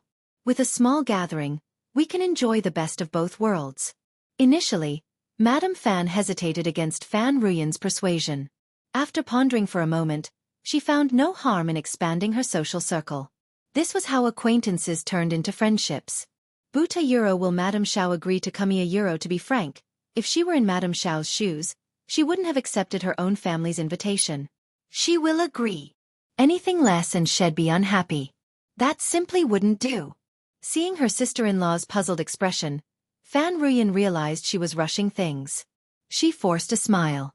Sister-in-law, you're the matriarch of the Fan family. If Madame Xiao wishes to be a supportive spouse to Lord Xiao, she'll undoubtedly seek favor with the Fan family and honor your invitation. If you reach out to her first, she may even be eager. First Madame Fan found this reassuring. After contemplating for a moment, she smiled and said, Indeed, fostering a good relationship with the prefect's wife would benefit our family. Very well. I shall extend the invitation tomorrow. Absolutely. Fan Ruyan hastily agreed with a smile. But if you're planning to invite her, why wait until tomorrow? It's still early today. Why don't we go now? It'll give Madame Xiao ample time to prepare.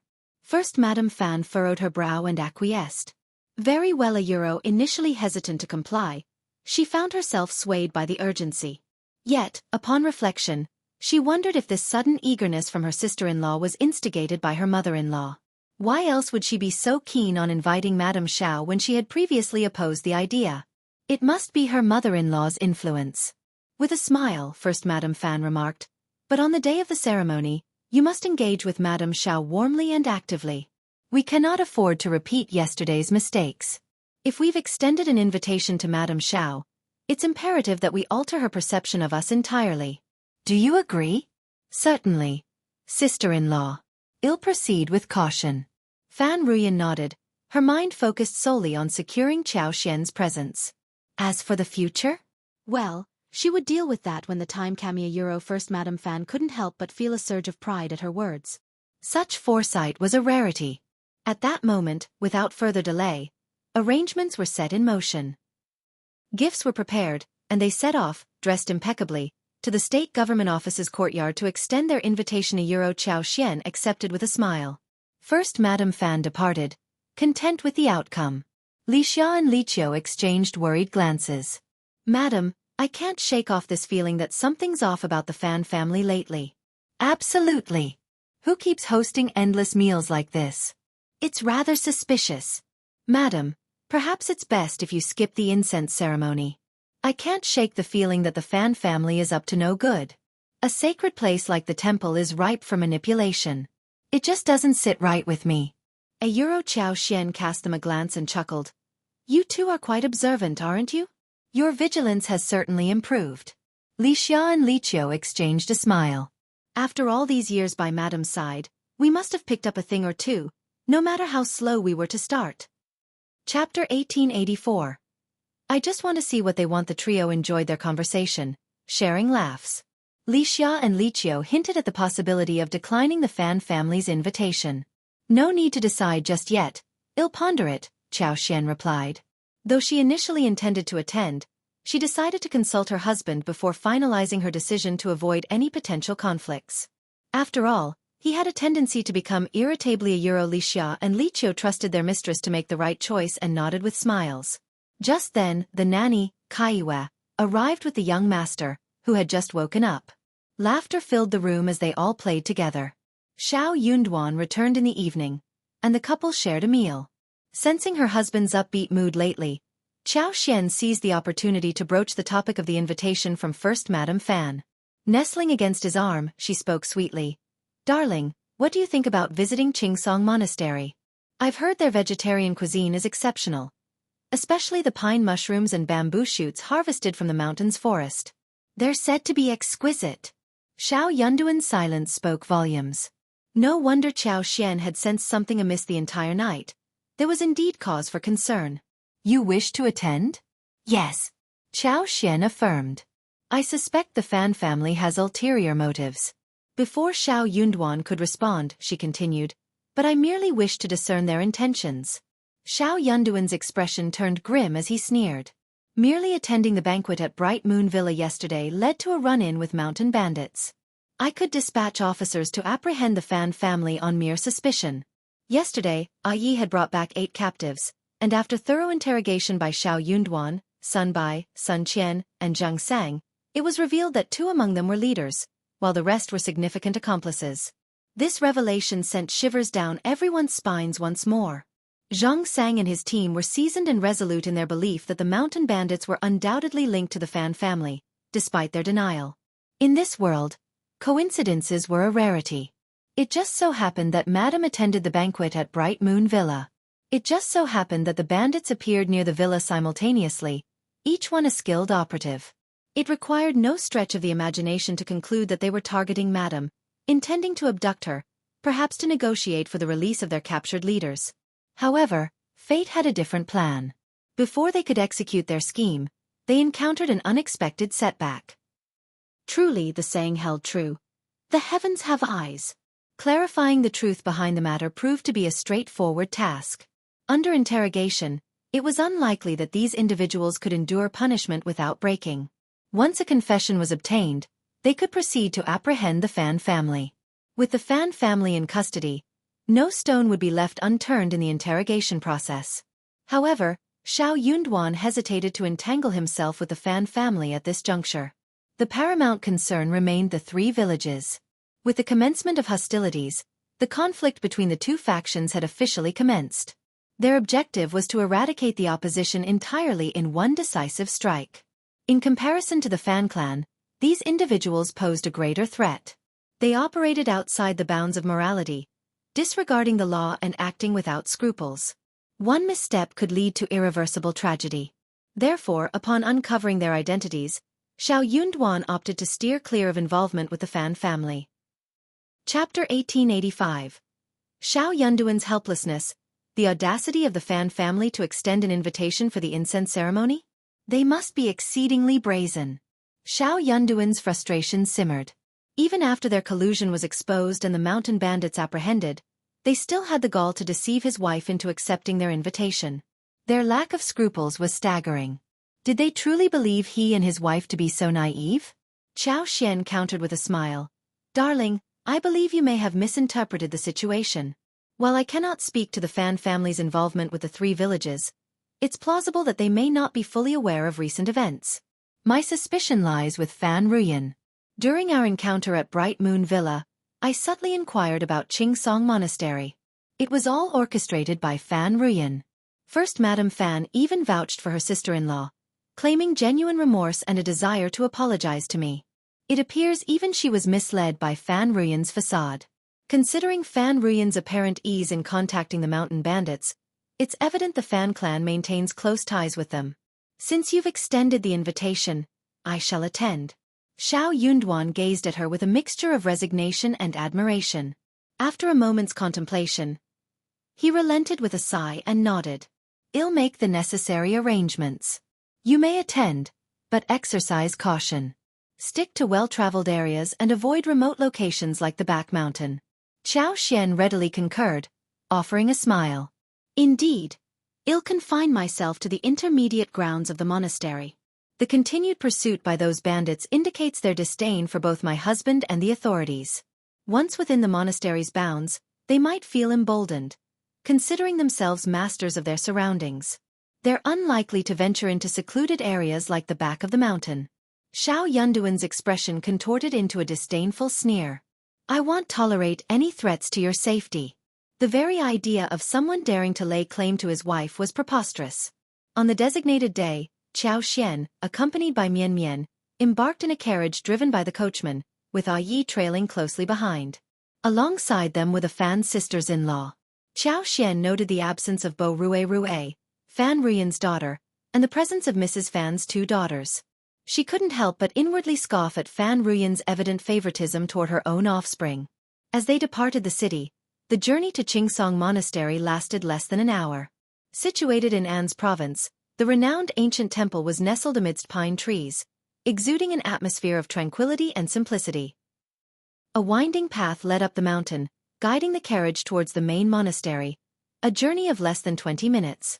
Throughout the trip, first Madame Fan and second Mrs. Fan entertained Xianxia with captivating tales and historical anecdotes about Qingsong Monastery, painting a vivid picture of its scenic beauty and cultural significance. Their unhurried pace allowed for frequent stops, and after over an hour of travel, they finally arrived at the intermediate monastery. Upon their arrival, the prefect's wife, alongside the Fan family's matriarch and their young ladies, were accorded the utmost respect by the monastery's staff. Led by a senior monk responsible for guest reception, a group of over 10 monks warmly greeted them at the mountain gate, escorting them with courtesy to the meditation room designated for esteemed visitors. The elder accompanied the guests for a brief period, during which Xianxia graciously assured them the freedom to pursue their own interests without disturbance. Recognizing her considerate gesture, the elder expressed heartfelt gratitude and admiration before taking his leave. After a short break and cleansing of hands, Xianxia, accompanied by First Madame Fan, made their way to the main hall to procure incense offerings. With infectious enthusiasm, First Madame Fan extended invitations to explore the monastery's various attractions, sparking Xiaoxian's curiosity and prompting her to join in the adventures eagerly. Chapter 1886. Buddha and Bodhisattva are all watching Fan Ruyan struggle to maintain her composure, her heart in turmoil. Despite 2 days passing, the memory of the stinging slap still haunted her. She had to plaster on layers of makeup to conceal the bruises on her face, and the lingering pain served as a constant reminder of her mission. But they couldn't afford to overlook Xiaoxian. Were those individuals still around? How could they apprehend Xiaoxian? The uncertainty gnawed at her, every moment agonizing. Unable to bear it any longer, Fan Ruyan resolved to take action. After some contemplation, she devised a plan. First, she persuaded second sister-in-law to return to the rest area under the pretense of fetching tea leaves and tea sets. Then, she ventured to the renowned bonsai garden within the intermediate section of Qingsong Monastery to make preparations. Subsequently, she invited Madame Xiao to join her in making tea. Second Mrs. Fan found the idea agreeable and promptly departed. In a stroke of luck, Fan Ruyan, accidentally, collided with First Madame Fan once more. Although she narrowly avoided hitting a pillar, her hair was left askew from the impact. Maintaining the image of a dignified mistress of the household was paramount, and having her hair askew was undignified.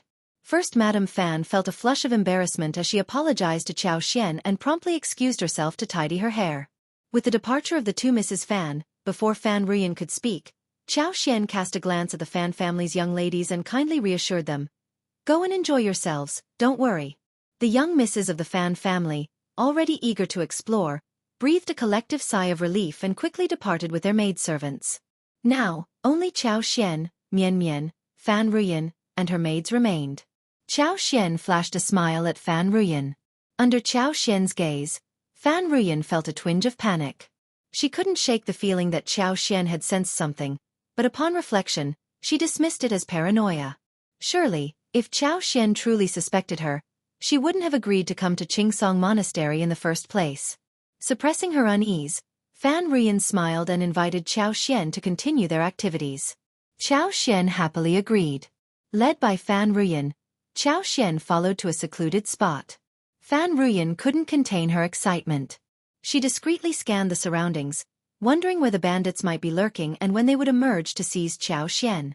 Lost in her thoughts, Fan Ruyan inadvertently stepped on the corner of her skirt, nearly tumbling. Fortunately, Pinglan reacted swiftly, rushing to her aid and preventing a fall. Fan Ruyan let out a startled cry, her complexion draining of color as she pressed a hand to her chest to steady her racing heart. Observing her distress, Xiaoxian offered a sympathetic gaze and inquired with genuine concern, "You seem preoccupied and uneasy ever since we arrived at Qingsong Monastery. Is something troubling you?" Fan Ruyan's heart, which had just begun to settle, leaped once more in terror. "And no. You must be Mystikina Euro, I'm glad to hear that," Xiaoxian replied with a warm smile. "Remember, this is a temple, and the Buddha and Bodhisattva are watching over us. If you encounter any difficulties, sincerely seek their guidance and assistance." Fan Ruyan's expression darkened further. "Ah, thank you for the reminder, Madame Xiaoyuro." Despite her tumultuous thoughts, Fan Ruyan understood her own intentions. She knew that the blessings of the Buddha and Bodhisattva were unlikely to be bestowed upon her endeavors. Chapter 1887. Teasing her she couldn't even risk the Buddha and Bodhisattva discovering her intention. Perhaps Madame Xiao was deliberately taunting her. Fortunately, Xiao Xian shifted the conversation with a smile, steering away from the topic. Instead, she turned to Fan Ruyan with genuine interest. Is there a spot within 500 meters of Qingsong Monastery that's serene, captivating, and offers splendid scenery? Mian Mian, privy to certain details, couldn't help but glance at her wife, suppressing a smirk.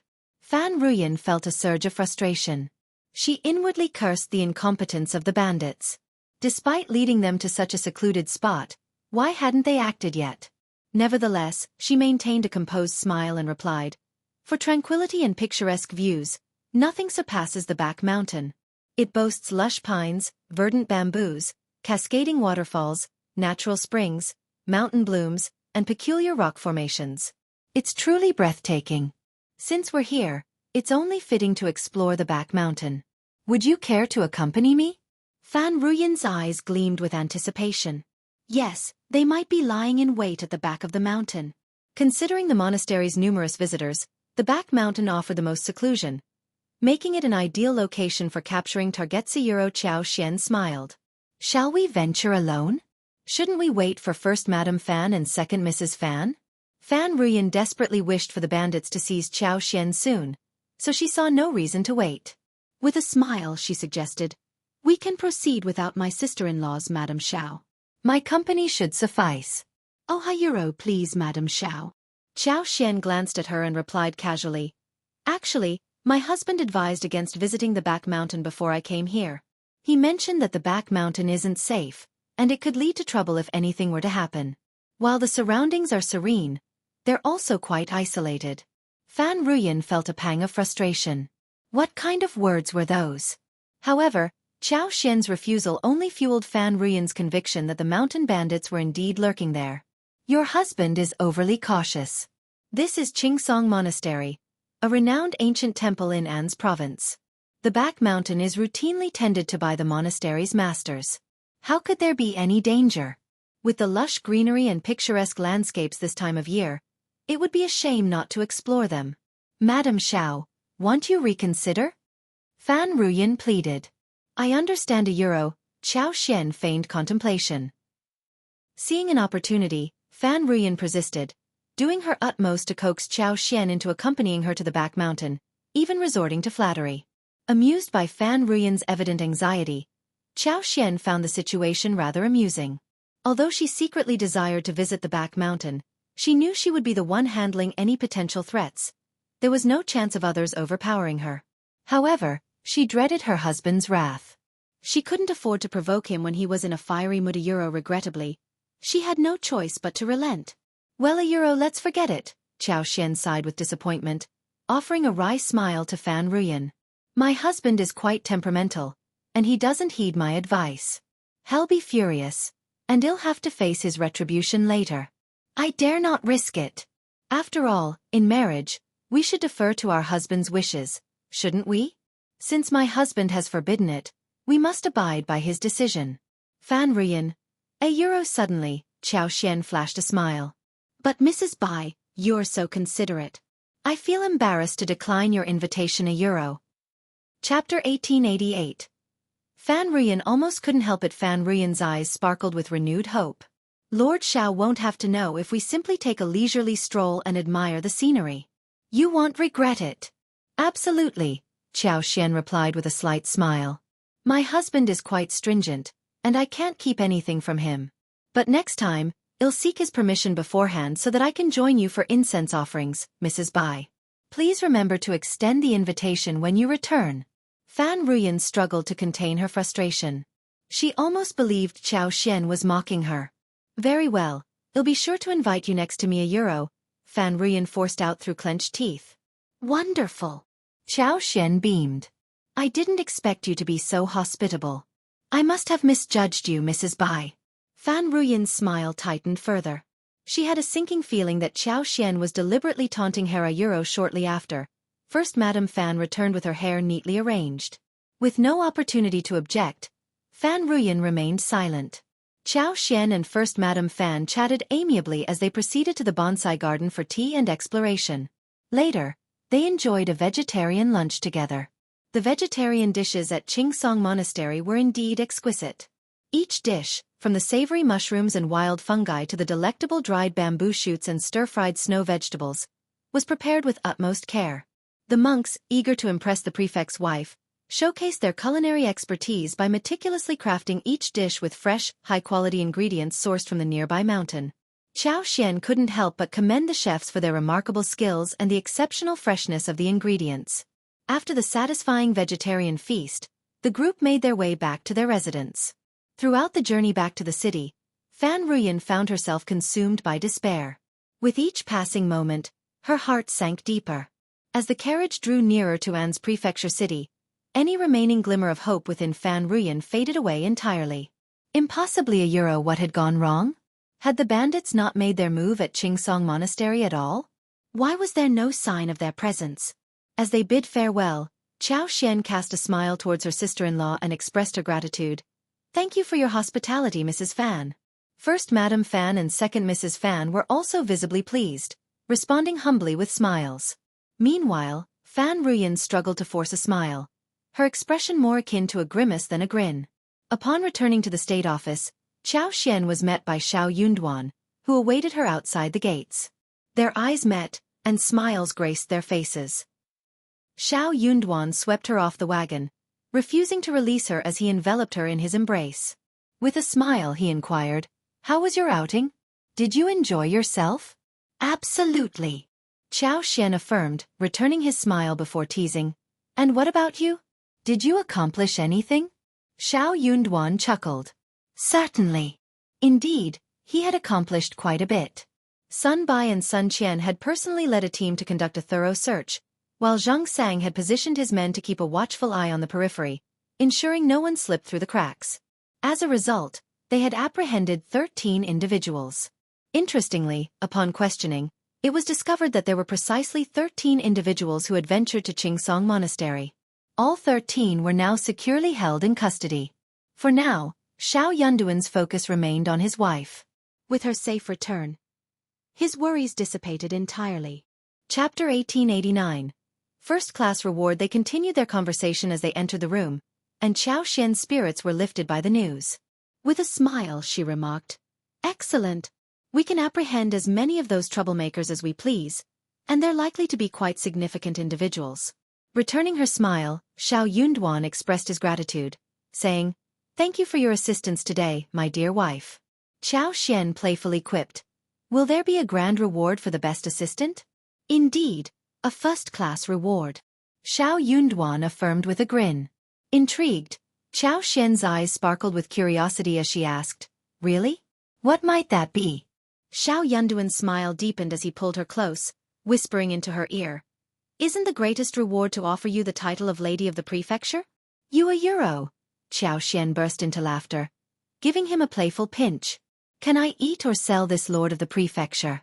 What value does it hold?" Xiao Yunduan chuckled, replying, "It's for consumption, not trade." Xiao Xian's excitement grew. "You a euro, I refuse to converse with you further."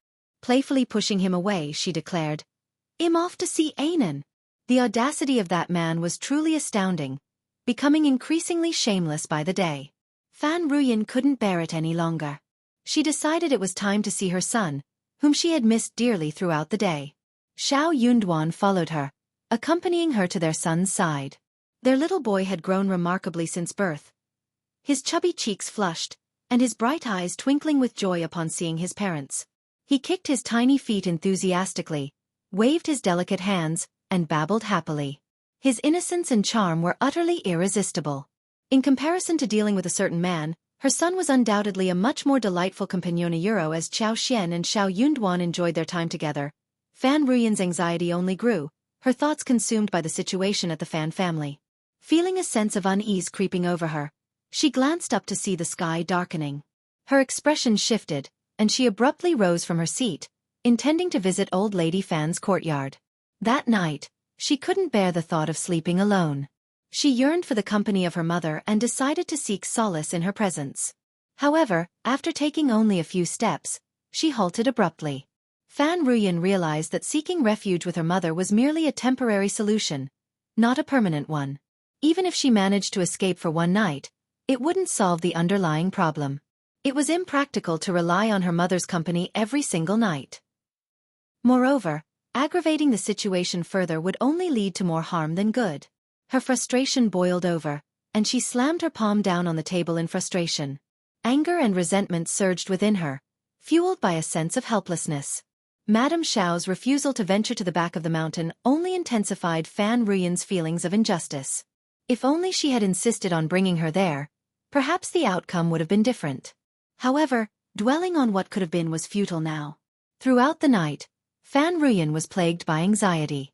She couldn't bring herself to close her eyes, fearing any sign of movement outside might signal danger. Every rustle made her heart race with apprehension, only to find it was a false alarm. Eventually, exhaustion overcame her, and she drifted into a fitful sleep, her troubled mind finally finding some respite. Fan Ruyan's night was plagued by restlessness. Every little noise made her alert, preventing her from getting any decent sleep. Just as she felt herself drifting off, she would jolt awake, her senses on high alert. Upon waking up, she felt a surge of nervousness, expecting something to have happened during the night. Yet, to her surprise, everything seemed normal. As the dawn broke, Fan Ruyan couldn't help but feel incredulous. Had the night truly passed without incident? It felt surreal, like a dream. However, amidst her relief, a deeper sense of anxiety gnawed at her. She couldn't shake the feeling that the mountain bandits wouldn't simply let her off the hook. Just because nothing happened last night didn't mean she was in the clear. The looming threat remained, tormenting her with the knowledge that as long as she refused to comply, the danger would persist. Chapter 1890. The soft pick in the state office. Xiao Yunduan and Sun Bai had conducted separate interrogations the previous night, ensuring that everyone's identities were clarified. Their efforts yielded significant results. They had captured another leader, along with 10 other brave and skilled individuals. The apprehension of such key figures would undoubtedly weaken the enemy's strength, alleviating pressure during future confrontations. Excitement and jubilation filled the air as the team praised Xiao Xian's seemingly fortuitous influence. Comments like, "Madam is truly a lucky charm," and "her blessing is undeniable, coupled with Lord's favor," echoed throughout the room. Xiao Yunduan, however, tempered the mood with a reminder of the risks involved. He cautioned against inflating Xiao Xian's ego, emphasizing the need for caution in future endeavors. Acknowledging the persistent provocations from the bandits, Xiao Yunduan declared it was time for a proactive response. Addressing Constable Zhang and Constable Hang, he instructed them to prepare for an assault on Tiger Head tribe. Their strategy was clear: systematically eliminate weaker targets and gradually tighten the noose around the enemy, ensuring their eventual defeat. Among the 3 strongholds, Tiger Head tribe had suffered the greatest losses. With one of their leaders deceased and another captured and imprisoned, they stood as prime targets for further capture. Acknowledging the gravity of the situation, everyone present responded with solemn nods and gestures of agreement. Zhang Sang and Hang Xingshan swiftly descended to strategize, while the rest of the team assumed their designated roles and made necessary preparations. Hang Xingshan, a seasoned constable with 6 years of service in the An's province government office, harbored a deep-seated disdain for the mountain bandits, much like his colleague Jia Hemming. However, unlike Jia Hemming's more passive outlook, Hang Xingshan remained steadfast in his belief that the imperial court would inevitably intervene in An's province affairs. He had spent years covertly gathering intelligence on the 3 strongholds, anticipating a day like this. And now, with Lord Xiao's leadership, his long-awaited opportunity had finally arrived. Though it deviated from his initial hope for direct imperial intervention, Hang Xingshan remained resolute in his commitment to eliminating the bandits, regardless of the means. Hang Xingshan felt a surge of gratitude towards Lord Xiao for recognizing his efforts and promoting him. He pledged to remain loyal and dedicated, willing to sacrifice everything for someone who had acknowledged his contributions. Without Lord Xiao's support, Hang Xingshan believed he would have remained unnoticed among the ranks. He vowed to stand by Lord Xiao's side for the remainder of his days, faithfully following wherever he led. The swift action against the 3 villages was not solely driven by Xiao Yunduan's confidence in his abilities. Hang Xingshan's meticulous collection of valuable information played a crucial role in empowering Lord Xiao's decision-making. This fusion of trust and knowledge bolstered their resolve to confront the enemy head-on. In the middle of the night, Fan Ruyan finally heard the sound of boots landing. In a daze, she suddenly felt a little strange, as if someone was approaching. She opened her eyes and saw someone standing in front of her bed, staring at her coldly. She covered her mouth and almost fainted from fright. Who are you? It was two people. She didn't know any of them. The two of them did not look good. Their cold gazes wished they could cut her into pieces. What happened in Qingsong Monastery? Tell me everything honestly and clearly. Don't miss a single detail. Tell me quickly. Chapter 1891. Interrogation. The attendees that evening comprised the leader of the Tiger-Head tribe and the second-in-command of the Min family tribe. 2 days prior, Min Si had returned, adamant about bringing his original followers to abduct Madame Xiao. Despite efforts to dissuade him, his pride prevailed, and his companions could only acquiesce. Confident in his vigilance, Min Si believed he could evade any trouble unscathed. However, to his surprise, none of them returned the following day, nor did anyone return the day after. The sudden turn of events left everyone incredulous. Suspicions turned toward the local official, whom they accused of foul play. Frustration boiled over as curses filled the mountain air, and in their rage, furniture was shattered. Was their visit tonight directed towards Fan Ruyan? Fan Ruyan hastily explained, I've taken her to Qingsong Monastery as instructed, but no one showed up. Don't blame me. I've fulfilled my part. Enough! Snapped the Tiger-Head tribe leader impatiently. Tell us precisely what transpired at Qingsong Monastery that day. Leave nothing out. Fan Ruyan found herself compelled to suppress her grievances and recount every detail of the previous day's events. As she spoke, the furrows in the brows of her audience deepened, their expressions morphing into clear displeasure and disdain. Despite their impatience and occasional snide remarks, Yi Jian endured and listened attentively. However, as Fan Ruyan persisted in her rambling narrative about the happenings at Qingsong Monastery, the leader of the Tiger-Head tribe erupted, slamming his fist onto the table. Enough with the trivialities. Speak something of substance, woman. Startled, Fan Ruyan faltered. She couldn't discern her mistake. Yet, she dared not retaliate in anger. Instead, she swallowed her frustration and pressed on, filled with regret and trepidation, realizing the grave consequences of her actions. As her tale concluded amidst continued curses, Fan Ruyan pondered the formidable entity she had unwittingly provoked. The dissatisfaction between the two of them only intensified. That's all you have to say? I'm sorry, that's useless. The Tiger-Head tribe leader's reprimand was sharp. Are you as dumb as a rock? Our people are missing, and you didn't think to investigate? Damn it! How did the officials find out? How? Did you betray us? No, I swear I didn't. How could I even dare? Fan Ruyan shrank into herself, trembling with fear. She truly feared these individuals.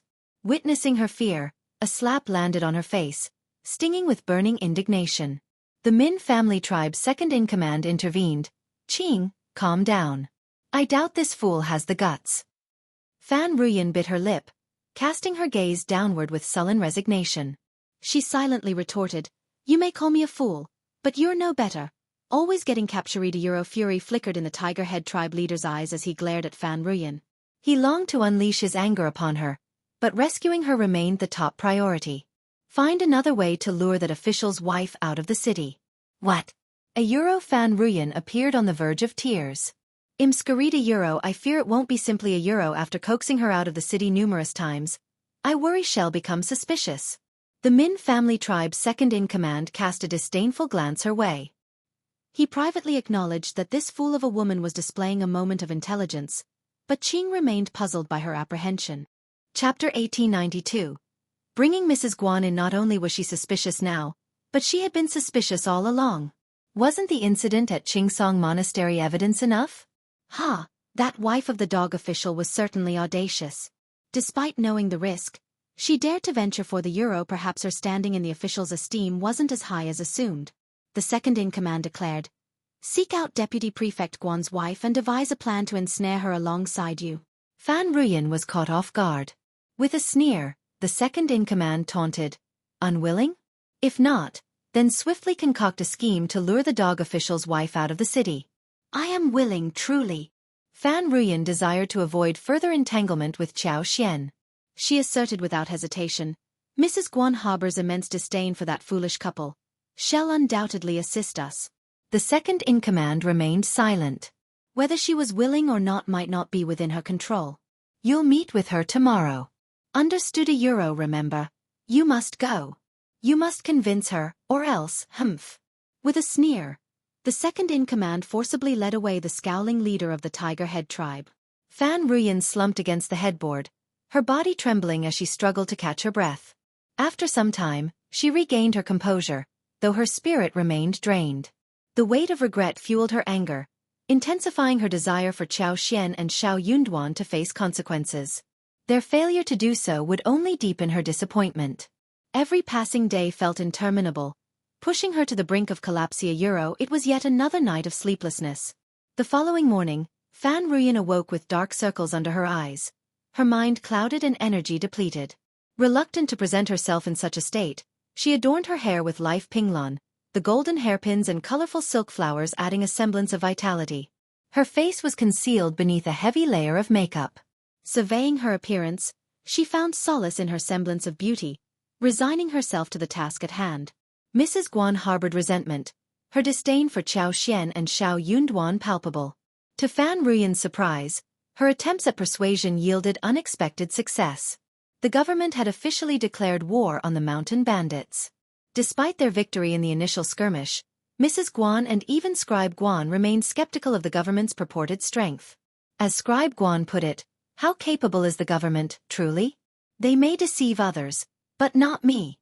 Both harbored doubts, believing the government's claims to be exaggerated and suspecting Xiao Yunduan of merely indulging in self-aggrandizement. They anticipated his imminent downfall. The resilience of the three bandit strongholds, impervious to previous government attempts at destruction, only bolstered their skepticism. Xiao Yunduan's recent arrival only served to heighten their doubts. Who was he to triumph over the entrenched mountain bandits? Convinced of Xiao Yunduan's impending failure, Mrs. Guan readily agreed to collaborate without hesitation, mobilizing the bandits for action. Facing financial constraints, Fan Ruyan offered to cover the expenses herself. She wagered that with Xiao Yunduan's downfall, Scribe Guan would emerge triumphant, possibly even ascending to the role of prefect. At that point, financial worries would become a thing of the past. When the time came, Mrs. Guan vowed to repay her debt. Yet, there was a matter to settle first. Wouldn't it be ideal if he were absolved of guilt? With receipt in hand, Fan Ruyan approached Mrs. Guan, charming her with a smile and prompting her to sign. Overwhelmed with delight, Mrs. Guan, unable to read and trusting in Fan Ruyan's integrity, pressed her thumbprint without hesitation. Chapter 1893. Tricked. Fan Ruyan couldn't help but regard Mrs. Guan with a newfound kindness, her smile deepening. She no longer felt alone in her struggle. She finally had an ally to share her burdens with. However, the next day, when Fan Ruyan met Mrs. Guan in the city courtyard as arranged, she was shocked to find the second-in-command of the Min family tribe and the head of the Tiger Head tribe accompanying her. As she listened to their arrogant demands and learned of their identities, she was left dumbfounded. Initially, Mrs. Guan was furious and adamantly refused their requests. She argued that since she had paid them, they should be the ones to carry out the tasks. The idea of her husband becoming a spy was unthinkable and taboo. The repercussions of such an act being discovered would not only ruin his career but could also result in his family being expelled.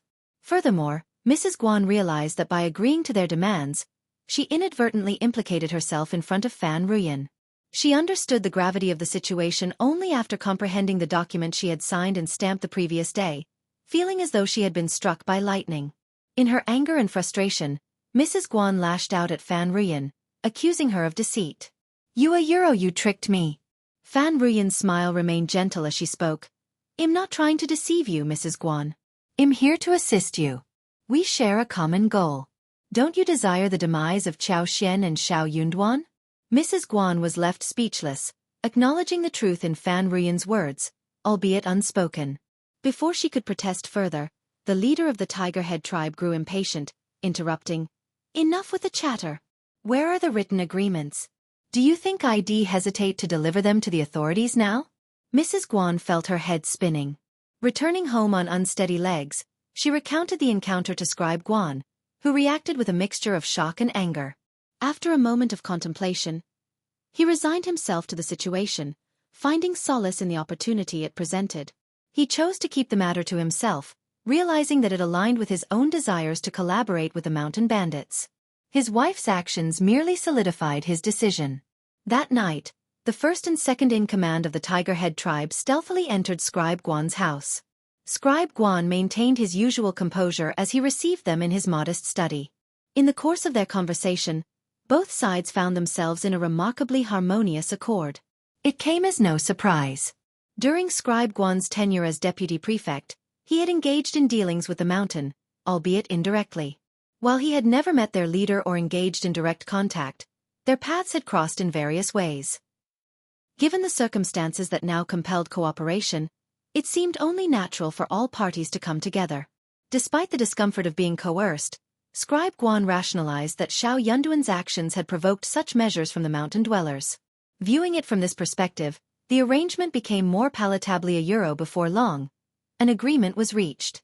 The leader of the Tiger Head tribe would assist in eliminating Xiao Yunduan, staging his demise as an accident. Such a resolution would spare the province considerable trouble and provide the court with a plausible explanation. He resolved to ascertain the whereabouts of Xiao Yunduan's incarcerated associates with utmost urgency. When the leader of the Tiger Head tribe dispatched individuals to liberate them from prison, he pledged his assistancia euro. As for Xian, the prefect's wife, the Tiger Head tribe leader couldn't afford to prioritize her at present. With Xiao Yunduan eliminated, her significance would diminish even further. Her behavior baffled them. Despite multiple attempts to abduct her, each endeavor ended in unexpected circumstances. They were left somewhat unsettled and opted to refrain from further action against her for the time being. Moreover, there were suspicions that she might be under clandestine surveillance. Chapter 1894. Cooperation. They couldn't afford to waste any more time. Swiftly rescuing their captured comrades from the clutches of the officials became their top priority.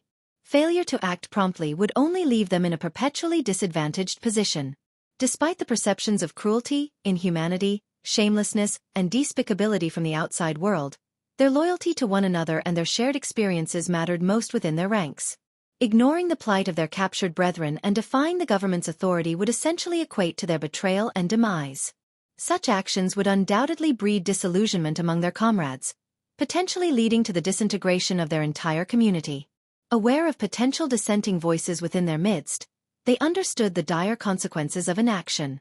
Should dissent prevail, their fate would be sealed, even without the government's intervention. Scribe Guan, recognizing his ability to gather intelligence and collaborate with them, saw an opportunity to leverage his past influence. Despite his current position as a lowly scribe, his years as deputy prefect had left him with allies, individuals indebted to him, and those aware of others' weaknesses. It was the perfect moment to capitalize on these connections. With minimal effort, Scribe Guan obtained precise information regarding the captives' whereabouts. He promptly contacted them, advising them to prepare themselves, as reinforcements from the mountain were on their way to effect their rescue.